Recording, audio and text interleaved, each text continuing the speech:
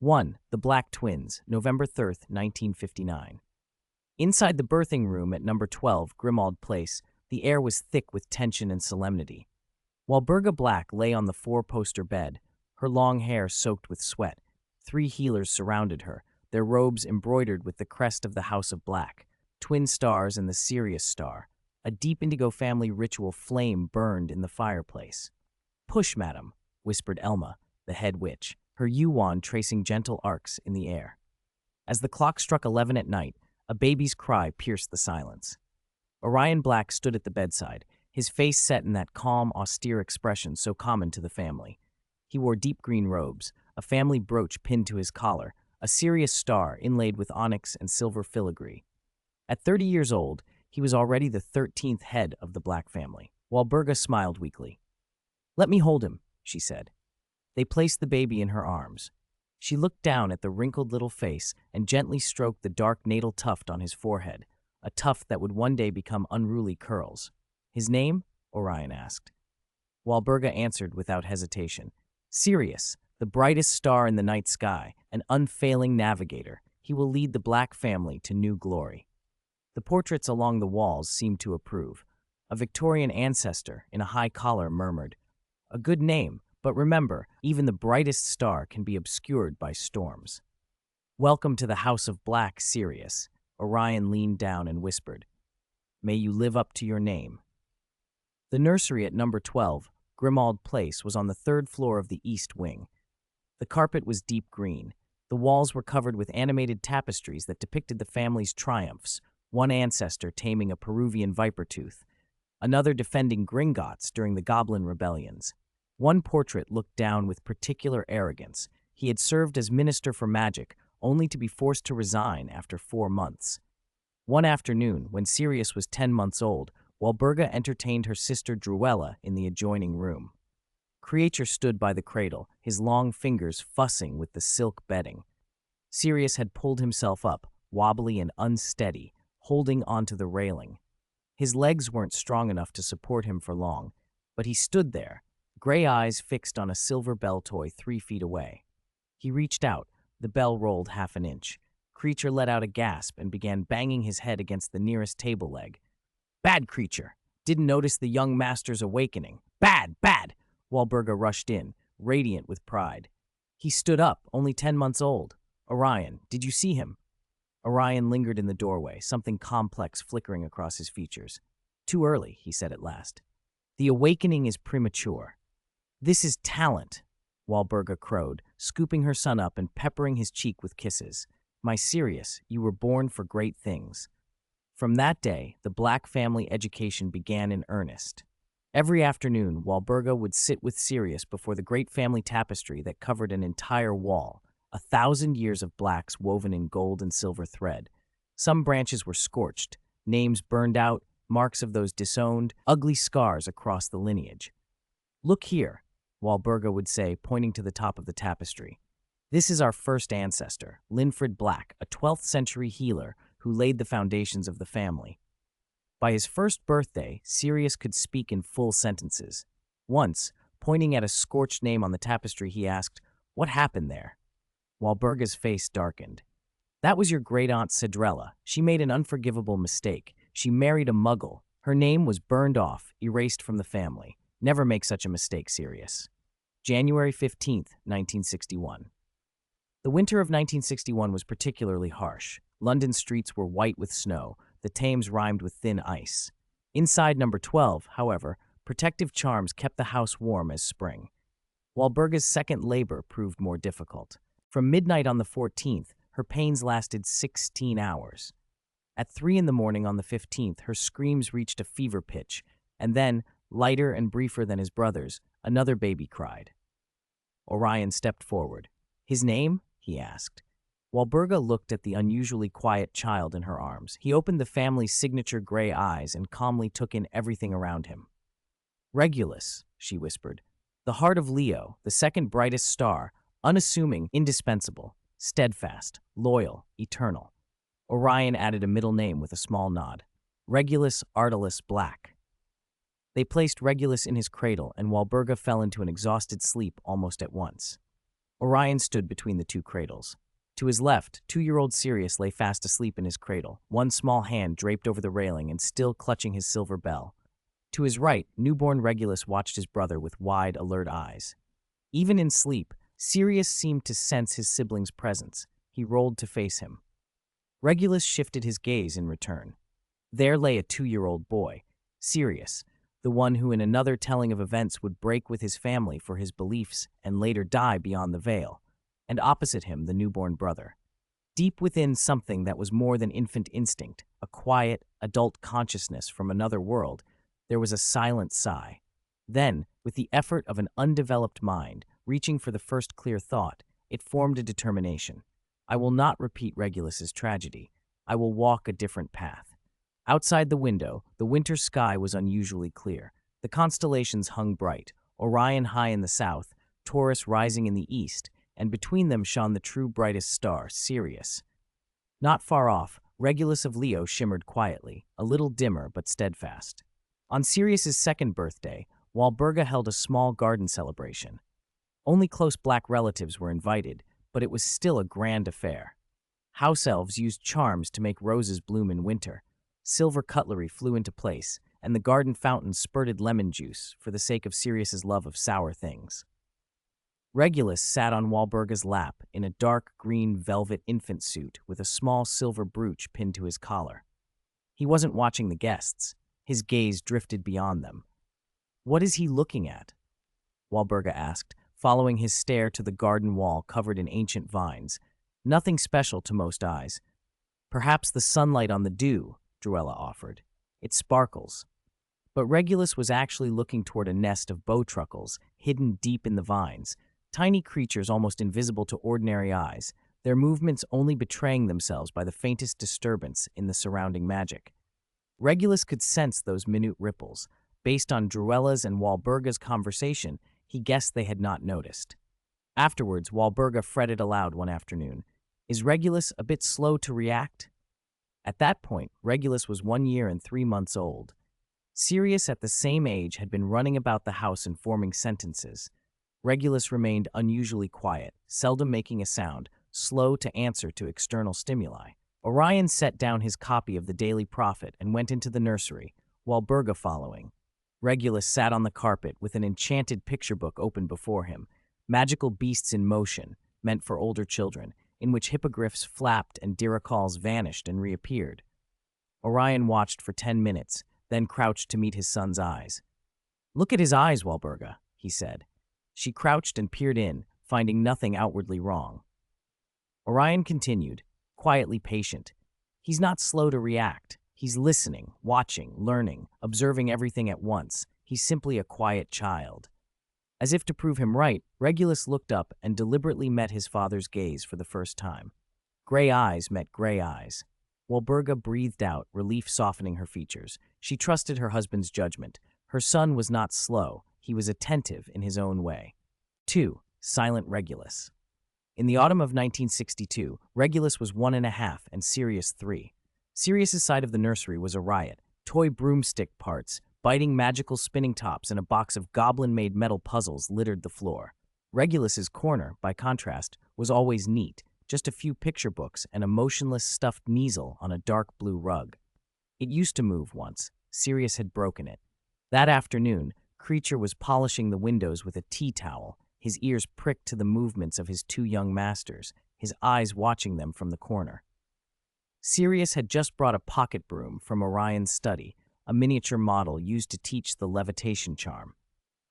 "Watch closely, Regulus," Sirius called to get his brother's attention. "This is a broom, a real wizard's broom. I can make it float." He put the broom on the rug, took 2 steps back, drew a deep breath, and strained. "Up!" he commanded, making a lifting motion with his hands. The broom twitched. One end lifted a few degrees and fell back. "Up! Up!" Sirius tried again. The broom rolled over halfway but failed to fly. Creature held his breath. The little teaching broom had a restriction curse on it. Only someone who understood that levitation required imagining weight vanishing could activate it. Orion's way of testing his children's grasp of magic. Sirius thought he'd stolen it, but that was exactly Orion's intention. Sirius clearly didn't understand. "Why won't it work?" he huffed, kicking the rug. Father can make it fly. Regulus stirred, crawling faster than usual. He waddled to the broomstick and plopped down. Sirius curled his lip. You want to try too? You can't even talk yet. Regulus ignored him. He simply lifted his right index finger, hovered it over the broom, and tapped down. The broom rose slowly until it hovered level with Regulus's eyes, perfectly still. Sirius's mouth fell open, and the rag creature was holding slipped to the floor. With another gentle press of his finger, Regulus guided the broom back down to its original spot, not a hair's breadth away. You? How did you? Sirius stammered, utterly baffled. Why could his baby brother do what he could not? Regulus turned his head and in a childish but clear voice spoke his first full sentence. Think, then do. Think what? Sirius asked. Think it is light, Regulus said, pointing at the broom. Don't think it is heavy. But it is heavy. Think it is not heavy. How is that possible? Sirius demanded. Regulus tilted his head as if trying to figure out how to explain. He patted the rug beside him. Sit. Sirius sat, ignoring the oddness of how clearly Regulus could speak now. Regulus picked up a fallen leaf that had drifted in through the window, placed it in his palm, and said, It is light. Right, Sirius echoed. Think it is heavy. Sirius stared at the leaf and tried to imagine it as heavy as a stone. Nothing happened. No, Regulus said, anticipating his thought. It's not thinking it is as heavy as something else. It's forgetting it is light. Then it is heavy. Sirius frowned. It was too abstract for him. He scratched his head in confusion. Regulus wobbled to his feet and returned to his corner, leaving Sirius to struggle alone. Regulus had finished his little lesson. The realization, though, was too subtle for a 3.5-year-old, except Regulus was different. For comprehension and perception, age had never been the limit. After dinner, Orion called Creature to the study. That teaching broom, he asked, frowning from behind his desk. Regulus made it levitate? Yes, master. Creature twisted his tea towel, nervous. Young Master Regulus made it fly, about a foot, very steady. He spoke? A few words. Creature relayed what Regulus had said to Sirius. Orion listened in silence for a long moment. The portraits on the study walls pretended to look elsewhere, but their ears and eyes were all alert.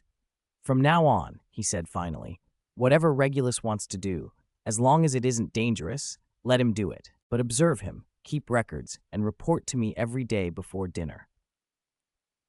Yes, Master. December 1963. Number 12, Grimmauld Place was getting ready for Christmas. Sirius Black had just turned 4 and felt very much the center of the universe. He stood in the drawing room with his hands on his hips, addressing the half-decorated tree. I'm going to make the bells on the tree ring by themselves. Walburga leaned from the landing. Sirius, do not cause trouble. Creature, hang the silver baubles higher. They were too low last year. Andromeda nearly hit her head. Yes, mistress. Creature's long, thin fingers lifted, and the silver baubles drifted up. Regulus sat on the thick rug by the fireplace, as quiet as a potted fern. Another soul had been in this body for 3 years now. He had long since accepted 2 facts. This was a magical world, and he was Regulus Black, the tragic child who dies young in the original story. He had no intention of repeating that tragedy. He had greater plans. Stars and realms the old tale never touched. As for Sirius, Regulus thought, let him be. The boy would grow into his own myth, a champion against Voldemort. For now, the House of Black's resources would be Regulus's springboard. No need to compete with a 4-year-old. Sirius, watch! Sirius took a deep breath and set his face to concentration, his little features flushing. Magic began to surge from him. Regulus's sensitivity to magic was extraordinary, like having an extra sense, and he saw the flow building, dangerous and unstable. The tree shuddered. The star at the top toppled and bonked Creature on the head. Candy canes banged together, glass baubles chimed, and a string of enchanted lights began to flicker wildly, strobing like a seizure. Stop! Stop! Walburga rushed down the stairs, but it was too late. Sirius was frightened by his own magic and couldn't control it. His panicked waving only made the output worse. With a tremendous crack, the 3 east windows shattered at once. Glass sprayed outward, but slammed into a protection charm and hung suspended. Otherwise, the street outside would have been showered in shards. The chandelier swung, its crystals clashing and shrilling. Ah, the portraits screamed together, Phineas Nigellus the loudest. Barbarians, the Blacks have truly fallen. Walburga raised her wand, and a powerful calming charm hit Sirius. He stumbled and sank to the rug, staring at his hands with a blank look. Walburga's face moved from anger to a strange kind of pride. "The magic is abundant," she said in that odd tone of hers, "but the direction was wrong. Next time, aim it at something useless, like those ugly vases your father collects." Sirius blinked. He had expected a scolding. Regulus closed his book and watched. Wizard children's magic fluctuated with feeling, he thought, like a pressure cooker with no safety valve. Creature set to cleaning. Walburga shot Sirius a complicated look and went back upstairs. Sirius sat on the rug, turning his hands over, glancing at the broken windows, then finally at Regulus. "I did it," he whispered. Regulus nodded. "Impressive." 3. The First Cry of Magic. 4 months later, March 1964. Walburga Black hosted a tea party, ostensibly a spring gathering for the women of the family, though in reality it was her way of showing off her sons to her sisters. 13-year-old Bellatrix was the first to arrive. She wore a dark green velvet dress, her hair meticulously arranged, and her gaze was as sharp as if she were searching for faults. "I heard you blew up the drawing room," she said, going straight to Sirius's side. Sirius held his chin high. "I can control my magic now." 9-year-old Andromeda and 8-year-old Narcissa followed their mother, Druella, into the room. Andromeda gave Regulus a gentle smile. Narcissa scrutinized the new decorations in the drawing room. The adults talked about the usual dull matters: personnel changes at the Ministry of Magic, the engagement of one family's daughter to another family whose blood wasn't quite pure enough, but had money to spare. The children were seated at a small table set with children's cutlery. Sirius fidgeted, full of the urge to show off the new trick he had learned. Regulus, meanwhile, was turning over a question in his head. Why did a transfiguration require imagining a specific form? What would happen if you aimed only to change the state of matter without specifying a shape? Watch this. Sirius fixed his concentration on a silver spoon. Magic flowed out of him. The spoon began to bend into an elegant curve. He was too excited. Just a little more, he thought, and poured out more magic. The spoon bent too far. He glanced toward Bellatrix to see if she had noticed, and with that one look, his control wavered. The magic surged like a flood. It rushed across the child's cutlery set. Regulus felt a sudden, violent fluctuation of magic. He looked up. The silverware on the small table was changing color, the silver paling, flushed with a fleshy pink, ringed patterns appearing across the surfaces. They were turning into earthworms. 12 fat, fleshy pink worms squirmed on the tablecloth. The adults had already been drawn by the noise. Walburga's face went from red to white. Druella set down her teacup, expression frozen. Bellatrix lifted an eyebrow, covered her mouth in feigned shock, and let out a theatrical, "Ah." Sirius stared at his creation, lips trembling. "I." He opened his mouth, but could not bring himself to speak. Walburga's hand went for her wand. Regulus saw the fury in his mother's eyes, not just anger at the ruined tea, but mortal shame at being embarrassed before her sisters. Trouble, Regulus thought. If she loses her temper, the party will end badly. Sirius will be punished, and I'll have to listen to her complaints for days. He rose and went to the small table. The worms were transformed quite thoroughly. Silver atoms must still be present, he realized. The transfiguration had reorganized the molecular arrangement rather than annihilating the material. The memory metal effect should still be there. The trick was to find the last stable form memory before the change. He hovered his hand 10 centimeters above the squirming things and began to emit his own magic. Unlike the emotion-driven casting he had seen from other children, Regulus could reach microscopic precision. He did not rely on feelings to shape the flow. Instead, his mind worked like a calculator. He constructed dimensional models in his head, computed the flow of magical energy, adjusted output frequency. It felt like there was a supercomputer inside his head. He had once joked to himself that perhaps this was a prodigy's perk. Silver light began to shine from within the worms. They stopped wriggling and rose one by one, arranging themselves into a perfect hexagon in midair. A stable hexagon, the optimal distribution of magical energy, his mind supplied. Bellatrix leaned forward, eyes wide. Narcissa covered her mouth. Andromeda whispered, "Merlin." The reversal began. The worms contracted and elongated, a silvery sheen returning from within them. 10 seconds later, the cutlery was restored, floating in the air as silver light flowed over their surfaces. Regulus moved his fingers slightly, and the pieces followed the shortest path, avoiding obstacles and landing back in their proper places. The spoon, fork, knife, teacup, saucer, and small plate, each returned to order. Only the bent spoon remained imperfect. The crease ran deep, the metal visibly fatigued. Regulus touched the crease with his fingertip. Rearranging the metal's crystal structure required a local heating to recrystallization temperature without reaching the melting point. His magic simulated thermal effects, its frequency tuned to resonate with silver atoms. The crease smoothed as if time were reversing. 5 seconds later, the spoon gleamed as if new. He sat back and quietly picked up the biscuit he had been nibbling, keeping his face impassive so no one would suspect he had been showing off. Inside, he was pleased, as expected of me. "Merlin's beard," Druella blurted, nearly dropping her teacup. Bellatrix stood, picked up the spoon, turned it to the light, and tapped it with her fingernail. It rang with a crisp metallic sound. Her eyes found Regulus, full of incredulity. How did you do that?" Chewing, Regulus offered a vague answer. "They wanted to change back." "What?" "The cutlery wanted to look like cutlery again. I just helped them." It was a childish explanation, but coming from a 3-year-old, it sounded ordinary enough. "Of course I know how I did it," Regulus thought, but admitting the details would be too much. Wizards did astonishing things from intuition and talent. At his age, to do it and to be able to explain the principles would invite scrutiny. Narcissa whispered to Andromeda, "He seems so relaxed." Andromeda nodded, worry in her eyes.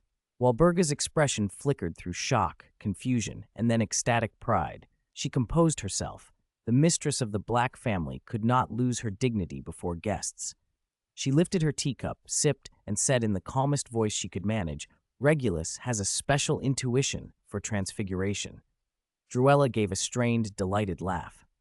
"Special? Walburga, this is a miracle. He's only 3. What was Orion doing at 3? He was still smearing jam on the house elf." Everyone glanced at Regulus from time to time, but he simply ate his biscuits as if nothing had happened. Sirius kept his head down, pride wounded. Regulus caught his glance and understood. Sirius felt upstaged by his younger brother. Double the trouble, he thought. A 4-year-old doesn't know necessity. He only knows he's been overshadowed. Sirius turned away and ran, his small feet thudding up the stairs. Walburga set Regulus down and beamed. "My genius," she whispered into his ear. "I knew it, the future of the Black family." He looked over his mother's shoulder at Sirius, standing by the drawing room door, gripping the frame, his face a complex map of shock, hurt, confusion, and a flash of jealousy. Walburga frowned after Sirius's retreat. "He's throwing a tantrum again. Don't mind him, Regulus. You did the right thing." Regulus thought, "He's only 4, then remembered he himself was only 3 and held his tongue. That night, Orion Black knocked on Regulus's door. He had just returned from work. As a member of the Wizengamot, he often stayed late. "I heard about this afternoon," Orion said, sitting opposite his son. "Exquisite skill. How did you do it?" he asked. Regulus considered for 3 seconds. "I don't know. I just saw how it should be." "You saw?" Orion was intrigued. This was not the answer he'd expected. "You saw the earthworm's original appearance, and you let them change back." Orion studied him thoughtfully. Talent could explain it. Rare, but not impossible. Sirius's magic was powerful but untamed, driven by emotion. Regulus's feat, by contrast, suggested control and precision. "An interesting explanation," Orion said finally. "But remember, don't show off too much. Genius attracts jealousy and fear." "Cousin Bella seemed very excited," Regulus said, steering the conversation toward Bellatrix. Orion's brow tightened. "She is obsessed with power, and there are rising figures who are consumed by ambition. Be careful not to become a target." Regulus nodded. He already knew the name of the rising figure Orion hinted at, Tom Riddle, the boy whose future would become dark and infamous. 4. Voldemort is approaching. In the spring of 1965, the garden of number 12, Grimmauld Place, was coming alive with new shoots. "Regulus," Sirius barreled out of the house, brandishing a toy wand. "Look, I can make it glow."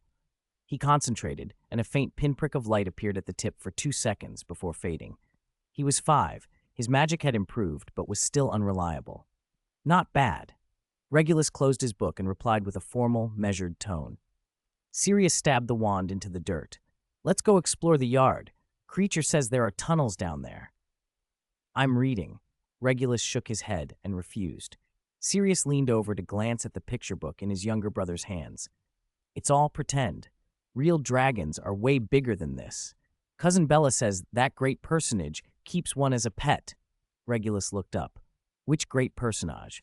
Sirius lowered his voice as if sharing a secret. Bella says he's gathering followers to restore pure blood rule, and Dad says he's dangerous.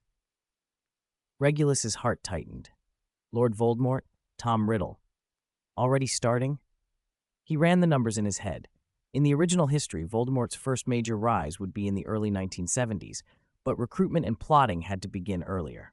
If 1965 was already signaling movement, covertly attracting rich old families with a slogan of pure blood revival, the Black family would soon be forced to choose a side. As one of the sacred 28, they could not afford to be unprepared. What else did Bella say? Regulus asked. She said he has objects that let people see the future. Sirius flopped down on the grass. Reg, what are you thinking about? He poked his younger brother's shoulder when Regulus fell silent. I'm thinking. Regulus looked back at the book in his hands. Knowledge is power, he thought. If that man truly was building influence, he must be reading and learning everything he could. No way, he's only a child, Sirius retorted, excited and dismissive. Regulus thought the dismissal naive. Strength always had a source. Voldemort's magic, his experiments into Horcruxes, his command of the dark arts, they came from books, from study, from hard experience. A chill ran through him. Time was running out. Once Voldemort rose in earnest, the pure-blood families would be swept up. The Blacks would have to take a side. Many of his relatives would almost certainly throw in with the new power. His name, Regulus Black, would draw attention. If he did not prepare to present himself as useful and strong, it could be dangerous. That afternoon, Regulus carried 3 finished picture books to his father's study and knocked on the heavy door. Come in. Orion Black sat behind a massive desk, leafing through Wizengamot papers. He looked up, surprised. Regulus, what is it? Father. Regulus set the books at the corner of the desk. I've finished these. I want to read real books.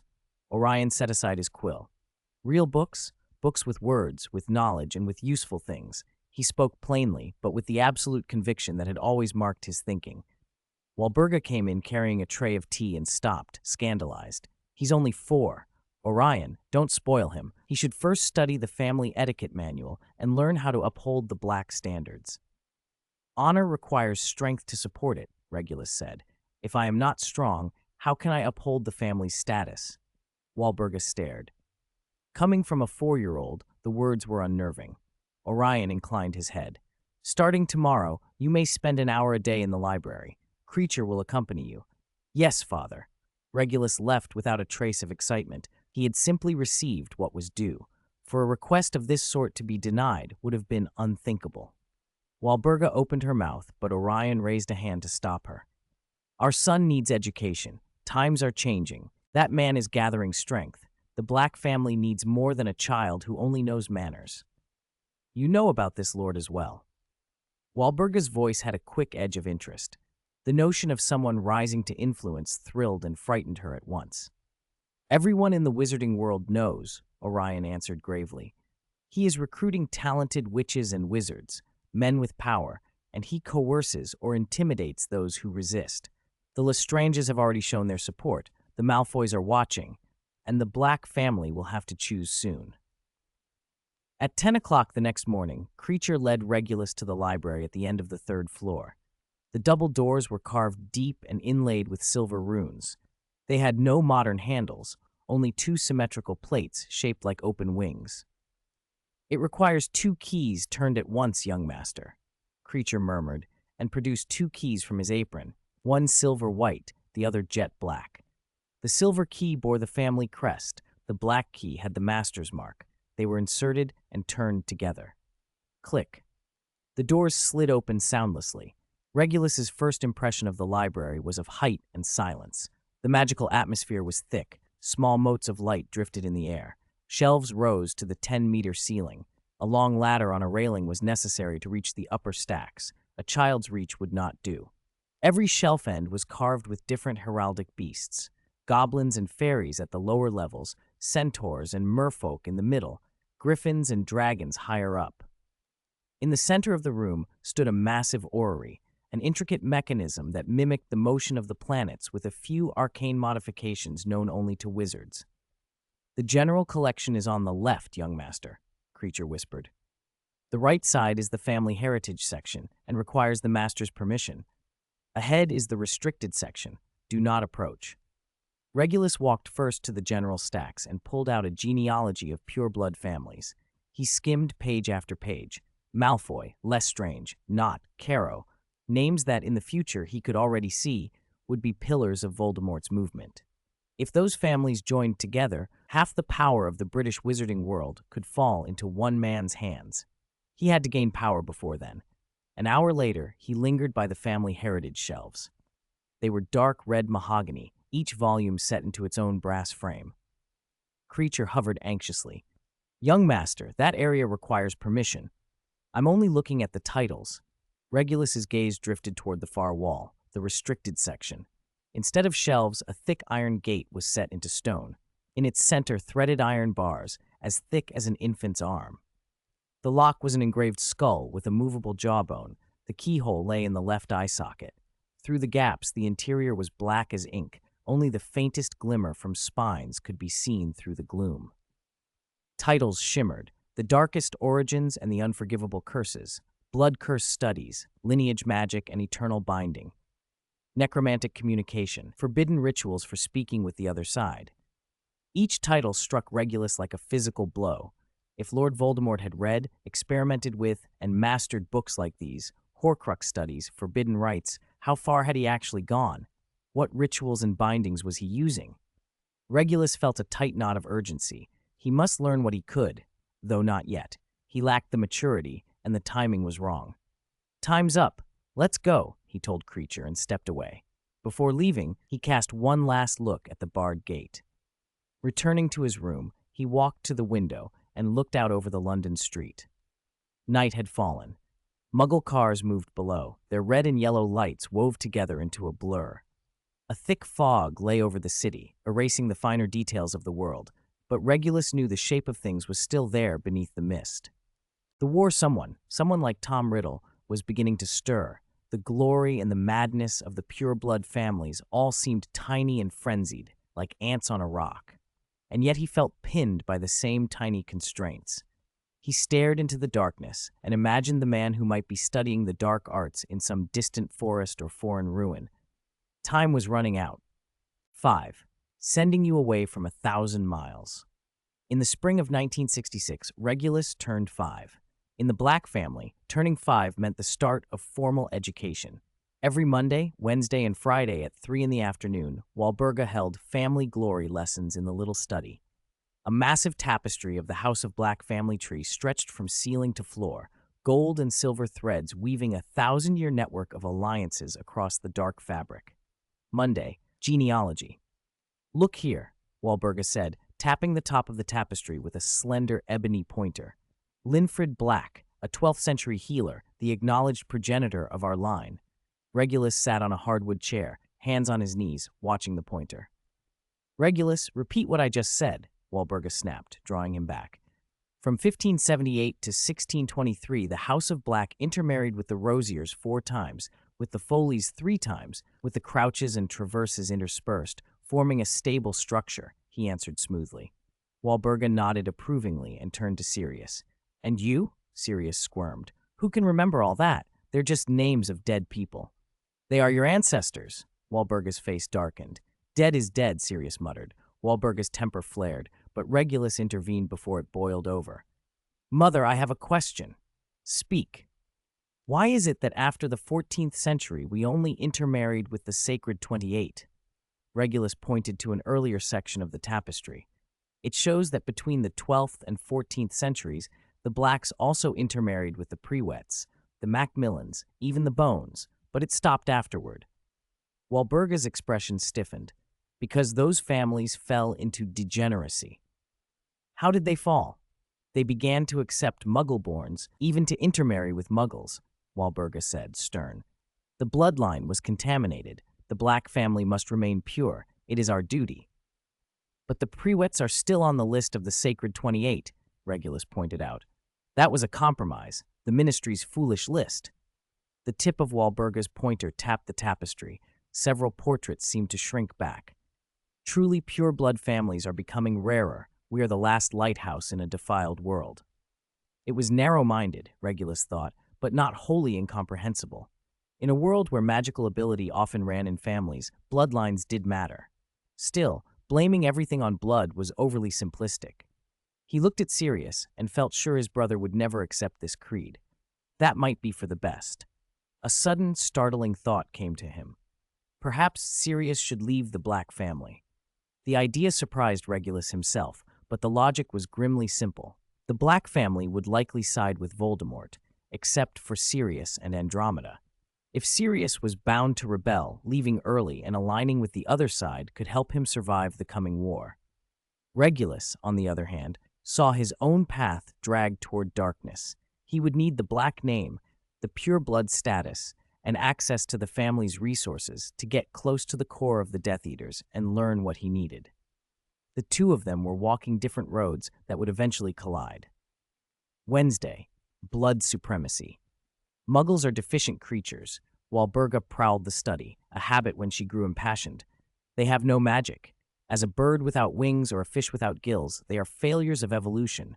Sirius, remembering a lesson from Regulus, raised his hand when their mother lectured to avoid direct confrontation. Speak. But Muggles can build airplanes, Sirius said. Airplanes fly. They can fly without wings, Walburga sneered.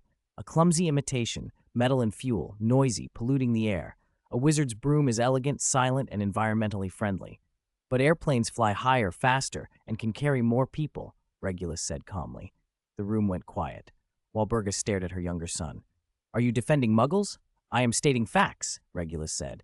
Mother, if we are truly superior, we should surpass them in every respect.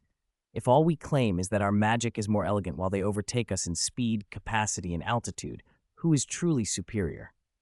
Sirius expected an eruption, but Walburga only stood, stunned, her lips moving without forming words. Regulus pressed on. Maybe it's not a question of who's superior, but what we choose to develop. Muggles develop technology, we develop magic. If we are complacent, clinging only to tradition, while Muggle technology advances, the gap could one day become impossible to ignore. The statute of secrecy protects us. Walburga's voice faltered. Built on the assumption Muggles won't find us, Regulus said. But what if Muggle technology learns to detect magic? What if they invent instruments that pierce a disillusionment charm or break through Muggle-repelling enchantments? We cannot afford to rely only on pride. Walburga was silent a long time before finally saying, That's enough for today. She left in a hurry. Sirius leaned close and whispered, You scared her. Perhaps, Regulus said, stepping down from his chair. But someone had to say it. Why do you speak up for Muggles? Sirius asked, curious. I'm not speaking up for Muggles, Regulus said. I just hate lies. If we are truly powerful, we don't need to belittle others to prove it. Sirius nodded, only half understanding. At dinner, Walburga rattled off the latest scandal. The Knott's daughter actually wants to marry a mudblood. Mr. Knott was furious, locked her in a tower. They say she'll be sent to a convent in France for the rest of her life. Sirius stopped cutting his steak. Why? He asked. She likes him, doesn't she? Likes? Walburga looked as if she had heard a preposterous word. Can liking put food on the table? Can liking preserve a bloodline? She's deluded. But if two people like each other, shut up. Walburga's voice went shrill. Sirius, how many times have I warned you? Don't pollute your mind with that filthy Muggle thinking. A Black must have responsibility, have integrity. Responsibility is imprisoning your daughter? Sirius shot to his feet. The chair screeched. Responsibility is tearing apart two people who love each other? She doesn't love him. She's been. How do you know? Sirius yelled. You're not her. You don't even know the man. Orion set down his cutlery. Sirius, sit down. I won't. Sirius's eyes were red. It's not fair. Why can't we choose who we love? Why must we marry only from the Sacred 28? I don't even know the people on that list. Maybe I don't like any of them. Walburga rose, wand already sliding into her hand. Say that again? Regulus watched the scene, feeling a dismay older than his years. Sirius's rebellion was raw and immediate. He didn't yet understand love, only the injustice of being denied choice. Walburga pressed her ideology relentlessly. Regulus's voice stayed calm. Mother, Sirius means that feelings should be a factor in choosing a partner. From the family's point of view, bloodline stability is important. Perhaps both can be balanced. Choose someone you affection for, within the sacred 28. Walburga hesitated, her anger cooled a fraction. Of course, if there's affection within the proper range, that's preferable. Sirius stared at his brother, hurt and incredulous. Are you taking their side? You think bloodlines are more important than liking someone? I'm speaking of reality, Regulus said, meeting his gaze. The reality is the Black family will not accept Muggleborns. Rebels are disowned. You must either accept the rules or leave. Sirius looked from Regulus to their parents, and for a moment, everything seemed to settle into place. He smiled, bitter small, and left the dining room. No slam, no dramatic exit. He simply walked away. Orion said nothing, but the look he gave Regulus was complicated. Dinner continued in a strained silence. 6. Body and Soul. In the summer of 1967, Regulus was 6 years old. In the House of Black, being 6 meant you could have your own study space. The uppermost attic room at number 12, Grimmauld Place, welcomed its new master. Regulus had questions. Wizards healed injuries and illness with ease, so why was the body still so fragile? If magical energy could repair flesh, could it also strengthen it?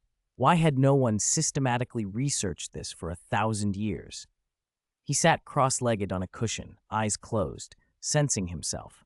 He could feel the magic flowing through him along a familiar path. Books said magic originated from some inner source and was released through the body. Fine. But how the body affected that process had rarely been examined. It was like everyone knew water came out of a pipe, but never considered whether a wider, smoother pipe might give a steadier, greater flow. Once a blind spot for the original author, it was now a blind spot for the whole wizarding world. Regulus moved to the skylight. Autumn sunlight slanted in, cutting bright blocks across the floor. He held out his hand, letting the light warm his palm, then closed his eyes and felt the current of magic again. This time, he tried to guide it toward his right arm, not with a spell, but by will alone. At first it resisted, as if the magic had its own will. But Regulus had patience. An adult's magic lacked nothing more than that. He pictured the magic as water, and his will as a channel, digging bit by bit, coaxing the flow. 2.5 hours later, he succeeded. His right arm felt slightly warm, not hot, but full of energy. He clenched his fist. His strength seemed a little greater. For the next few days, Regulus watched. He observed everyone in the house from his own quiet vantage. His mother's magic was powerful, but unstable. When her emotions shifted, her magic vibrated violently. He noticed a telling detail. After she maintained complex spells for a long time, she would rub her temples and her face would go pale. The burden of magical expenditure was ultimately borne by the body. Yet she never thought to train her body to improve its endurance. His father's magic was deep and controlled, but even Orion showed signs of fatigue. Once after casting, he set his wand down and his fingers trembled faintly, an after effect of long, intense exertion. Magic could remove it, but it returned. Sirius made the best comparison. One afternoon, he was in the garden trying a newly learned charm, levitating pebbles and arranging them into a little constellation. He succeeded, but it wore him out. When he finished, he collapsed onto the grass, panting, sweat on his brow. "I'm exhausted," he muttered. Regulus walked over and handed him a glass of water. "Did you use a lot of magic?" Sirius swallowed and only nodded, whispering, "Yeah." Regulus knew why Sirius was terse. He was still upset about something said at dinner, and said no more. A week later, late at night, Regulus knocked on his father's study door. "Come in." Orion was hunched over papers, a lamp at the corner of the desk casting a weary light across his face. The ministry was under pressure lately. Regulus had gleaned enough to suspect it had something to do with the stirrings of that man. The precursor to the Death Eaters was moving, and several attacks had already occurred. The ministry tried to hide it, but the pure blood circles were aware. "Father, speak. What is it?" Orion put down his quill and rubbed his temples. I've been thinking about something. Regulus sat opposite him. Where exactly is a wizard's magic stored? Orion paused. That's a fundamental question. Magic originates from an inner source and is released through the body as a medium. But the body isn't just a medium, is it? Regulus pressed. If the body is damaged, magical output is affected. If the body is strengthened, will magical output increase? Theoretically, yes, Orion said. A healthy body helps spell work, but once you reach a basic level, further physical strengthening gives diminishing returns in magical output. Has anyone verified that? Orion fell silent for a few seconds. Not systematically. The traditional view is talent is innate. Technique can be trained, but the total reservoir is fixed. What if that total is limited by the body's carrying capacity? Regulus leaned forward. Like a cup that only holds a cup of water, if you make the cup larger. The inner source is the cup, Orion interrupted, not the body. Are you sure? Orion looked at his son a long moment. Not certain, he said finally, but that's the accepted theory. Accepted doesn't mean correct. Regulus's voice was soft. Father, how many accepted things in the wizarding world were later shown to be wrong? People once thought Muggles inferior, and now Muggle technology. Enough. Orion's warning was low. Regulus, I know you're clever and you think differently, but some questions are not for you to ponder yet. When will they be? Regulus didn't back down. When Lord Voldemort is at our door. Orion stood up abruptly. Who told you that name? No one told me. Regulus met his father's eyes calmly. I overheard. Cousin Bellatrix, Madame Malfoy, your low-voiced talks with Mother. They called him that Lord or Dark Lord, but his name is Tom Marvolo Riddle. He calls himself Lord Voldemort. Orion sank back into his chair, wariness in his voice. You shouldn't know this. But I do, Regulus said. I know more. He's recruiting. The pureblood families are choosing sides. The Black family will have to pick. After a long silence, Orion asked quietly, Are you afraid? No. Regulus answered firmly. But I need power. Orion closed his eyes for a long moment before speaking. Someone in our history did study this. My great-grandfather, Arcturus Black, thought wizards relied too much on raw magic and neglected the body. Regulus held his breath. One of his ancestors had noticed the same thing? He experimented. Orion's voice carried something like a memory best left alone. He tried to strengthen the body with magic, then use that strengthened body to hold more magic. Cyclical enhancement. What happened? Regulus asked eagerly. He lived to 137, one of the longest-lived Blacks, and he was very powerful, Orion said. But in his later years he went mad. His notes were filled with chaotic symbols and warnings. The last entry read, The container is too solid. What is inside cannot get out. I have trapped myself. Regulus sat stunned. It could end like that? What does that mean? I don't know. Orion shook his head.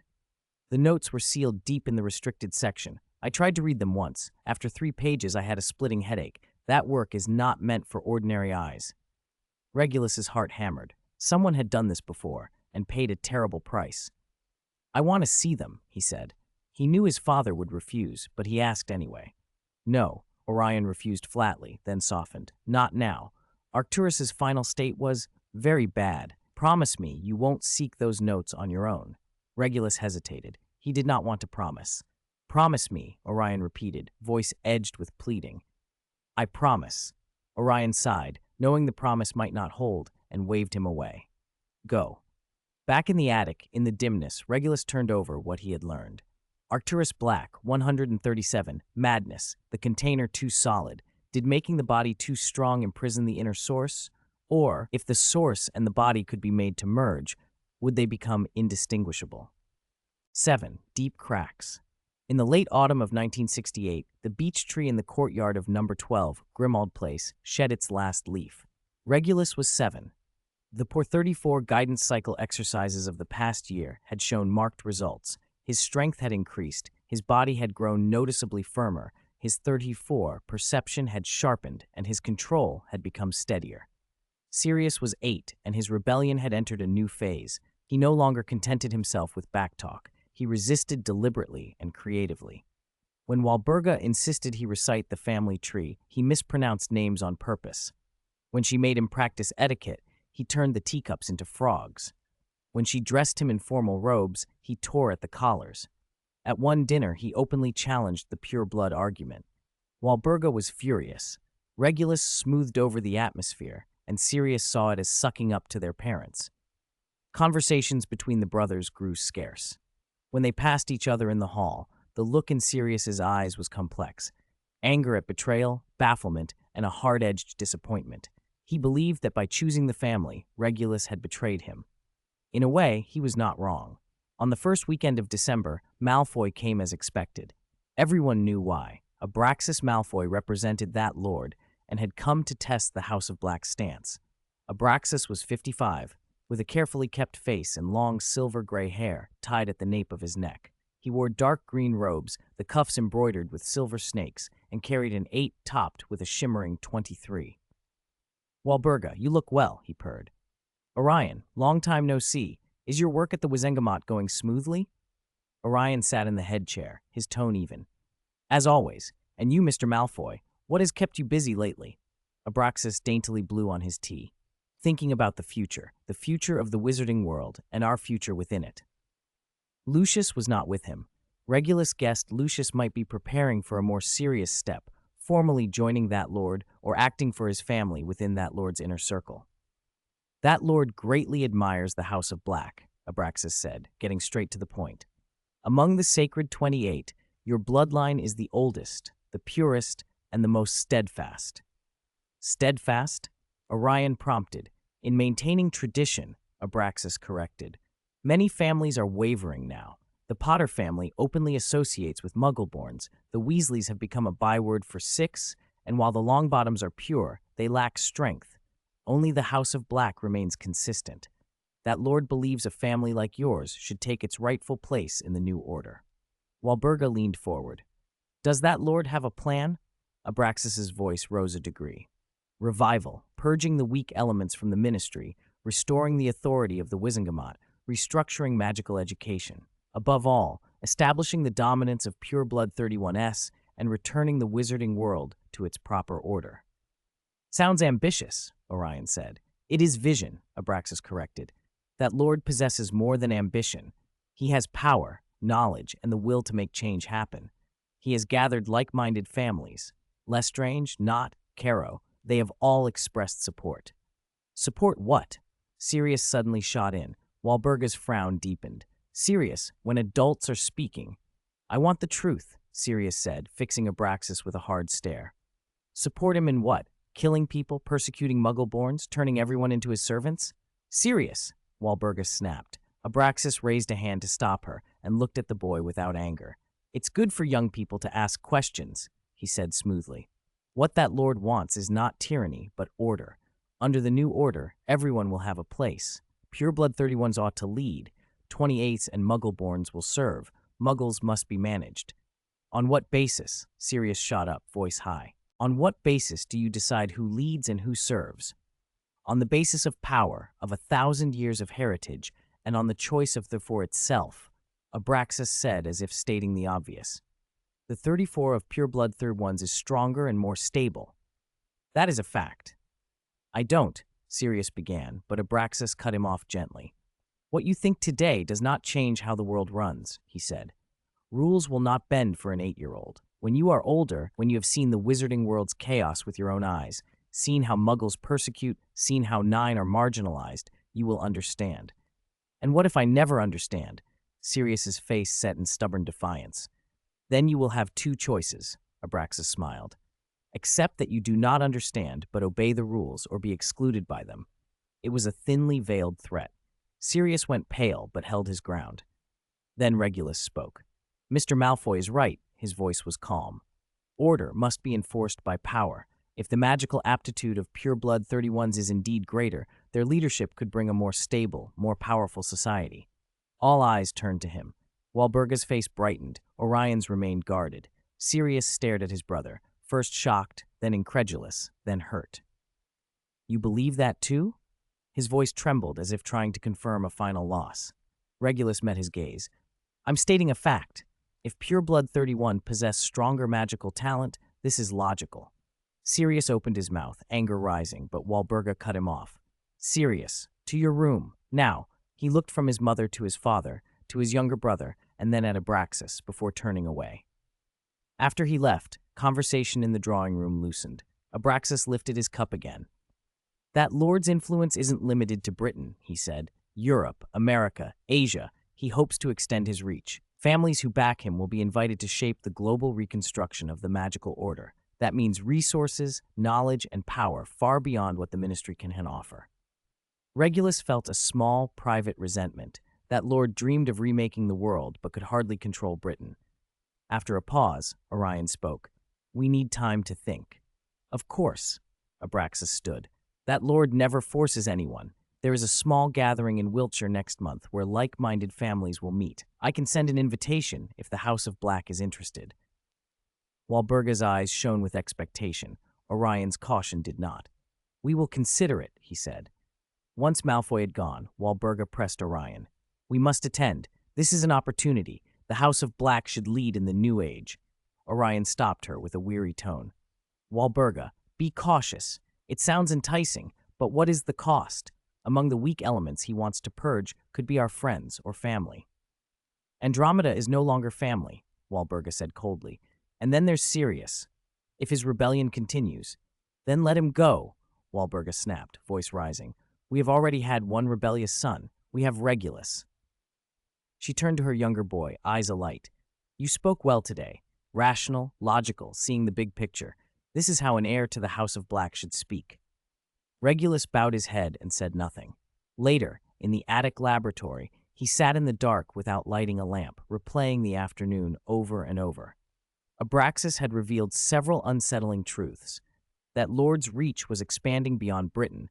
He dangled the promise of power and resources to those who supported his future order. His methods included a purging that, in truth, meant violence. Only Regulus himself understood one other thing. That Lord would not ultimately succeed. That eventual failure would come down to a web of coincidences and miscalculations. For now, though, that Lord needed power, and many were willing to provide it. 8. Echoes of the Universe. In the spring of 1969, Regulus turned 8. The room on the east side of the third floor of number 12, Grimmauld Place, was officially his bedroom and study. Orion gave him more space, a wall of bookshelves, a heavy oak desk, and a window facing east. But what Regulus wanted most was to enter the storage room at the far end of the kitchen corridor, the one that was kept locked all year. While Burga said it was full of useless things, the possessions of disowned family members that were awkward to destroy and unsuitable for display. Among them were the effects of Alfred Black, disowned in 1960. Alfred, scorned for collecting Muggle items and for his friendly tendencies toward Muggles. Regulus had only ever heard the name in his grandmother's curses. After several years of study, he finally managed to break the protective ward on the door. It was far more complicated than a simple Alohomora. Inside there were no magical artifacts at all, just Muggle things. An old vacuum tube radio, several copies of National Geographic dated 1950, a stack of the Times, and a few hardbound notebooks. He spent 2 days coaxing the radio back to life. When current finally flowed through it, the vacuum tubes glowed a warm orange, and the speaker let out a rustling static. Regulus turned the tuning knob until a voice emerged. This is the BBC, broadcasting the news. NASA has announced that the Apollo... Regulus sat behind the oak desk, his hand on the warm wooden casing of the radio, motionless. The moon. Muggles were going to the moon. Most of the wizarding world either didn't know or didn't care. To them, the moon was a silver disk in the night sky, something to measure lunar phases for potion brewing or a romantic backdrop in poetry. No one considered the possibility of going there because wizards didn't need to. They had magic. But could magic do real space travel, cross the vacuum, resist radiation, sustain life for long periods? He didn't know. He only knew one thing. Muggles, with nothing but science and engineering, were doing something wizards had never tried, or perhaps could not do. Where were the limits of wizardry? If magic and science were combined, what boundaries might be broken? Those thoughts sank deep into him and took up a large space in his mind. Late on July 20th, 1969, Regulus did not sleep. He sat by the window, holding the radio. The voice crackled with static, but each word was distinct. Houston, Tranquility Base here. The eagle has landed. A cheer burst through the static. Regulus gripped the radio. Roger, tranquility, preparing for EVA. There followed a long, tense wait filled with the sounds of instruments and short radio exchanges. I'm at the foot of the ladder. The LM's footpads are only depressed into the surface about 1 or 2 inches, although the surface appears to be very, very fine-grained, like a powder. I'm going to step off the LM now. Regulus stood, opened the window. Warm summer air blew in, carrying the smell of coal smoke and London brick. He looked up. The moon hung high, nearly full, silver-white and cold. The voice returned, clear and small, a human sound across space. That's one small step for man, one giant leap for mankind. He stared at that disc, this same instrument used to time potions, a romantic image in a poem, and understood that 2 muggles were standing on it. It struck him hard. Muggles, with their short lives, fragile bodies, and unenchanted hands, had gone to the moon. Wizards, who could change reality, cross distances, and live decades longer, were mired in petty struggles, fighting for power, researching darker arts, arguing about blood purity, and cursing each other for imagined superiority on a small island. He found himself in the middle of it all. The thought made him smile. If he had come here, then naturally, he should try to change something. In late August, Regulus found Orion in the study, reviewing papers. Tension at the ministry had grown as Death Eater activities shifted from secret to semi-public. Regulus closed the door and asked, "Father, how high can a wizard fly?" Orion put down his quill and rubbed his brow. "Depends on the method. The broom record is 15,000 feet above sea level. Higher, and the air grows thin. Thestrals can fly higher, but they have limits. Why do you ask?" Regulus didn't answer directly. What if someone wanted to fly higher, high enough to leave the atmosphere? Orion looked at him. "Why would you want to leave the atmosphere?" "Just curious," Regulus said calmly. "Books say ancient wizards tried to fly to the sun and the moon and failed." "Those aren't books, they're myths," Orion said. "Muggles have Icarus too. The moral is not to be arrogant. Wizards have magic, but magic has limits. Outside the atmosphere, there's no air, no pressure, extreme temperatures, and unknown energies. A bubblehead charm lasts only a few hours at best. Protective charms don't guard against certain kinds of radiation. Apparition has distance limits and requires a familiar destination." He paused and watched his son. "What are you thinking?" Regulus considered how much his father already knew about radiation, about vacuum, and decided to be somewhat honest. Muggles landed on the moon this year. They don't have magic, but they did it. Orion was silent for a long moment. The candle on the desk popped softly. "I know," he said at last. "The Daily Prophet ran a small item buried in the corner. The editor thought it a muggle trick, not worth attention." "But it's the moon," Regulus insisted. "To wizards, the moon is just the moon." Orion stood and walked to the window, his back to his son. "It affects werewolves, it affects potions, it affects the tides. But it isn't a destination. No one wants to go there." "Why?" Regulus asked, bewildered that no one else seemed to see it. Orion turned, his expression unreadable. "Because a wizard's eyes only see magic. Magic is here, on Earth, in life, in the soul. The starry sky, it's too far, too cold, too alien. It's not our domain." "Domain can be expanded," Regulus said. "Perhaps." Orion returned to his desk and sat. "But at what cost? What must a wizard give up to explore the stars? What risks, and who would support it?"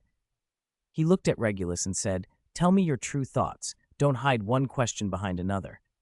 Regulus inhaled. "If wizards diverted the energy spent on power struggles, the wisdom used to study the dark arts, and the obsession with keeping bloodlines pure, if we put that towards something else, like exploring the stars, how far could we go?" Orion did not answer immediately. He laced his fingers on the desk and stared at the flame. "Very far," he said slowly after a long pause, "but only if wizarding society solves its own problems first. Voldemort is creating division, the ministry hides behind weakness, and the feud between purebloods and half-bloods grows. In times like this, no one will look to the stars." "Maybe the stars are the way out," Regulus said. "If our vision were broad enough, so vast that the quarrels on Earth seemed small, perhaps we could rise above them." Orion smiled, bitter and tired. "Idealism," he said. "I thought the same when I was young, but people rarely transcend the level they're on. Wizards are trapped on Earth. trapped in flesh and blood, trapped by their relationships. Then his tone grew serious. And remember, this kind of idea is heresy in the wizarding world right now. Pureblood families will say you've been seduced by Muggle technology. Radicals will call you weak. Voldemort will think you distracted. Until you are strong enough, keep it hidden. 9. His young age and his broken home. August 31st, 1971. The atmosphere at the dinner table in number 12, Grimmauld Place, was suffocating. Sirius was leaving for Hogwarts the next day, and Walburga had been preparing for it all week. Remember, she repeated for the 10th time, you represent the House of Black. Once you board the train, sit in the Slytherin carriage. Do not associate with those. Sirius's voice was quiet. I'm not going to Slytherin. Walburga's knife and fork froze midair. What did you say? I'm not going to Slytherin, Sirius repeated, eyes fixed on the lamb chops on his plate. I'm going to Gryffindor. Silence fell over the dining room. Even the portraits of ancestors stopped whispering. Phineas Nigellus stared wide-eyed in his frame, mouth agape like a dehydrated fish. Orion slowly set down his wine glass. The Sorting Hat considers a student's wishes, but it also considers bloodline and traits. The Blacks have been in Slytherin for 500 years. Then it breaks with me, Sirius said stubbornly. I don't want to spend 7 years with a bunch of snakes. Snakes? Walburga's voice began to tremble. That is where your family has been for generations. That is honor. That's a cage, Sirius's tone flared. I don't need black honor. I just need to be myself. He looked at Regulus. His 10-year-old brother chewed a piece of steak calmly, expression unreadable. What about you? Sirius asked. You'll go to Slytherin, won't you? Be their perfect heir, study hard, behave well, and wait for the day you take over this decaying family. Regulus lifted his eyes. I will go where I belong. Belong? Sirius laughed. There is only one place that fits a Black, the Slytherin dungeons, with those lunatics whose heads are full of pure-blood glory. Enjoy yourself, brother. He stood and left the dining room. Walburga slumped in her chair, her face collapsed. Orion looked outwardly composed, but his temper was rising. Regulus finished the food on his plate. He knew what would happen. In the story he remembered, Sirius was sorted into Gryffindor, the first Black not placed in Slytherin in living memory, and that would change everything. On the night of September 1st, an owl brought a letter from Hogwarts. Walburga's hands shook as she opened the envelope. She read the parchment quickly. Her face went from pale to ashen. Her lips trembled, and then her eyes rolled back as she collapsed. Orion caught her and took the letter. It read, Sirius Black has been sorted into Gryffindor House. That night, Grimmauld Place felt like a funeral. Regulus knew that was only the beginning. From the next day, Walburga focused all her attention on him. You must be 10 times better than him, she told him at breakfast. No, 100 times. You must prove that the Black bloodline has not fallen. Prove that the true heir is here. Regulus nodded without speaking. This was what he had expected, though it cost him Sirius's departure and the growing distance that would eventually remove Sirius from the house altogether. He did not feel joy over it. Still, it was the best arrangement he could see. He gained privileges, unlimited access to the family library, permission to borrow books from the Heritage Collection, and even supervised access to some lower-risk experimental notes. After Sirius left, the mansion became quieter. Regulus spent 4 hours a day in the family library, 2 hours in the attic, and the rest of his time on his mother's lessons and his father's occasional inspections. Over the past 2 years, the guided circulation of his magical energy had produced real change.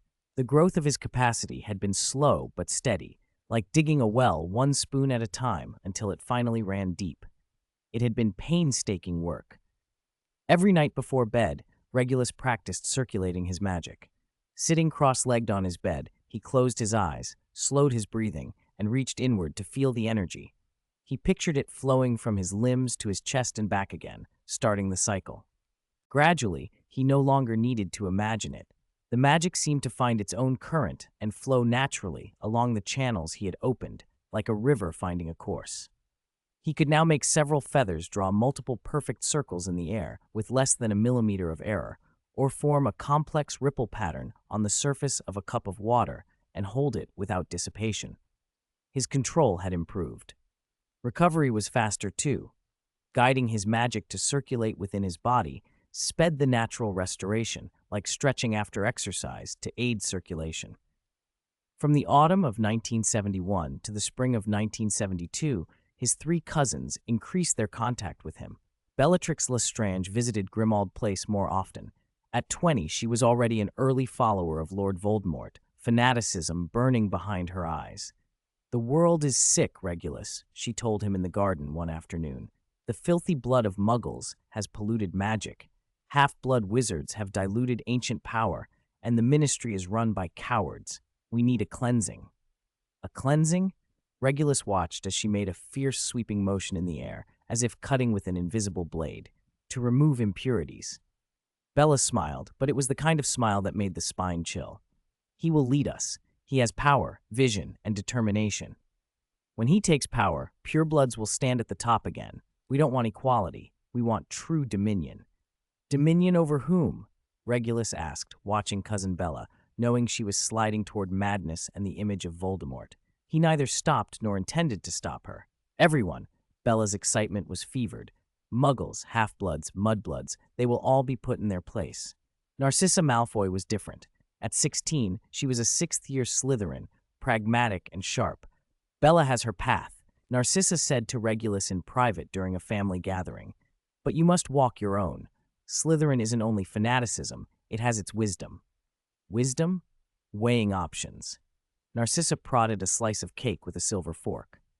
"Knowing when to advance and when to retreat, who is useful and who is dangerous, what to say and what to hide." She taught him practical rules. Always have 3 excuses ready. If you're caught wandering at night, have 3 different reasons for 3 different people. Tell the housekeeper you got lost in the family library. Tell a fellow Slytherin you were looking for a lost pet.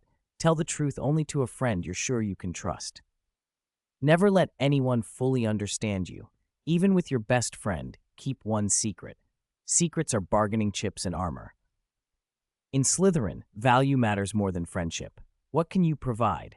Knowledge, resources, protection? Know your worth, then look for people who need it. Regulus listened. Narcissa's words were cold but realistic and useful. Andromeda visited least of all, but she was the one Regulus cared for most. Of the 3 cousins, she showed him the most kindness. At 17, she was in her 7th year at Hogwarts and an outlier among her pure-blood peers. She avoided the small exclusive circles of her classmates and often talked about magical creatures with half-blood and muggle-born students. For that, she was scolded by Bella for supposedly tainting the bloodline. Her visits to Grimmauld Place had dwindled, and Walburga never welcomed her. On a rainy day in March 1972, Andromeda found Regulus in his room. "I'm leaving," she said simply. "Leaving where?" he asked. "Leaving Britain." She sat by the window as the rain traced long, thin lines down the glass. "I'm marrying Ted. He's muggle-born. You know what that means." Regulus nodded. It meant being disowned, her name burned from the family tapestry, the family no longer acknowledging her. "Are you afraid?" he asked. "Yes," Andromeda admitted. "Afraid of losing my family, afraid of being ostracized, afraid of the uncertainty, but I'm more afraid of staying here and slowly becoming someone I don't recognize." She looked at him. "I know you're not like Sirius. You're smart, rational, and you know how to compromise. But don't let compromise become surrender. Don't let this family consume you. You have your own heart. Remember it." Regulus was silent for a long moment, then said, "Thank you. Take care." Andromeda rose and paused at the door. "And if one day you need help, real help, you can find me. I'll be in France." Another Black was leaving. 10. Growth and Expectations. In July 1972, Sirius Black returned to number 12, Grimmauld Place, after finishing his first year at Hogwarts. He had changed a great deal. His hair was long, he wore Muggle jeans and T-shirts he'd learned about from James Potter, and he no longer looked the way a pure-blood heir was supposed to. "James says Quidditch would be more interesting if you were allowed to use harmless prank spells," he said casually at dinner. Walburga set down her knife and fork. "James? That boy from the Potter family? Their bloodline is pure enough, yes, but their taste is great," Sirius cut in. "At least people in their family speak like actual human beings instead of droning on about honor, bloodlines, and duty all the time." Silence froze the dining room. Regulus quietly cut the grilled fish on his plate while watching his brother. There was a brightness in Sirius's eyes Walburga had never seen before. Perhaps it was a lightness, or the look of someone who had found freedom. He was leaving this house behind. And Remus, Sirius went on, apparently oblivious to his mother's expression, he's practically a walking encyclopedia. He knows all the stuff from history of magic the teachers skip over. Peter's shy, but he's a good person. Enough. Walburga's voice was ice. I will not have you prating on about those acquaintances of yours. Where is your Hogwarts report? Upstairs. I passed everything. Outstanding in flying, exceeds expectations in defense against the dark arts. Sirius shrugged, utterly unconcerned by her scorn. That's enough. Enough. Walburga rose, fury written on her face. An heir of the Black family should excel in every subject, should become the head of this house, I'm not the heir. Sirius stood too, meeting his mother head-on. Regulus is. You chose him long ago, didn't you? He looked at his younger brother. Regulus met his gaze and said nothing. Look at him, Sirius jabbed. Sitting up straight, cutting his fish like he's conducting a potion experiment. He's already prepared to be the kind of Black you want, so leave me alone, all right? He turned and left the dining room. Walburga lunged after him, but Orion held her back. Let him go, he said. Once certain things are said, they cannot be taken back. He had long expected this day. Regulus finished his meal and went upstairs. On the landing, he found Sirius leaning against the wall, hands in his jeans pockets, staring out into the dim street. Do you think I went too far? Sirius asked without looking back. I think you're happy, Regulus replied after a moment, shaking his head slightly. Sirius hesitated, then faced him. At Hogwarts, I'm happy, he admitted. Gryffindor Tower is always noisy. There's always someone doing something stupid, always someone laughing. Not like here. He glanced down the shadowed corridor. It's like a magnificent tomb. There are treasures in tombs too, Regulus said softly, if you know how to find them. Sirius smiled, but there was sadness in it. I don't want treasures from a tomb. I want a life in the sunshine, even if it's short. He looked at his brother. You know the worst of it? James's parents, the Potters, they're pure blood too, but they don't spend their lives talking about bloodlines. They worry whether James is happy, whether he's made friends, whether he's learning things he cares about, not whether he can uphold family glory. Regulus said nothing. He knew it was true. The Potters had always seemed open and ordinary, at least to Regulus. So you have a home now, he said, feeling more than saying it. Sirius's face softened. Yes, I have a home. Then it hardened, but you wouldn't understand. You've already chosen this place. He went to his room, and the door closed softly behind him.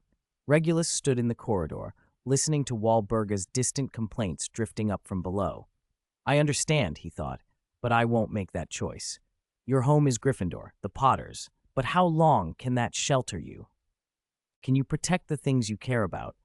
If Lord Voldemort rises and the war comes, when Muggle-born friends are targeted, you'll choose to resist. But you don't have power. You can't protect anyone. He shook his head, stopped thinking about it, and went to his own room. At the end of July, Orion set up a simple dueling ground in the backyard to test Regulus's combat abilities. Hogwarts is not just a school, he told him. There is competition, conflict, and hidden struggle. You must know how to protect yourself. The rule, only non-harmful spells. Begin. Orion did not go easy simply because his opponent was 11. He raised his wand and fired the first silent Expelliarmus. Fast, precise, aimed at Regulus's wrist. Regulus did not dodge. He did not even have his own wand out. He simply raised his left hand and opened his palm. The red spell hit an invisible barrier half a meter from him and sent off silver sparks. A silent, wandless shield charm. Orion's eyebrows rose.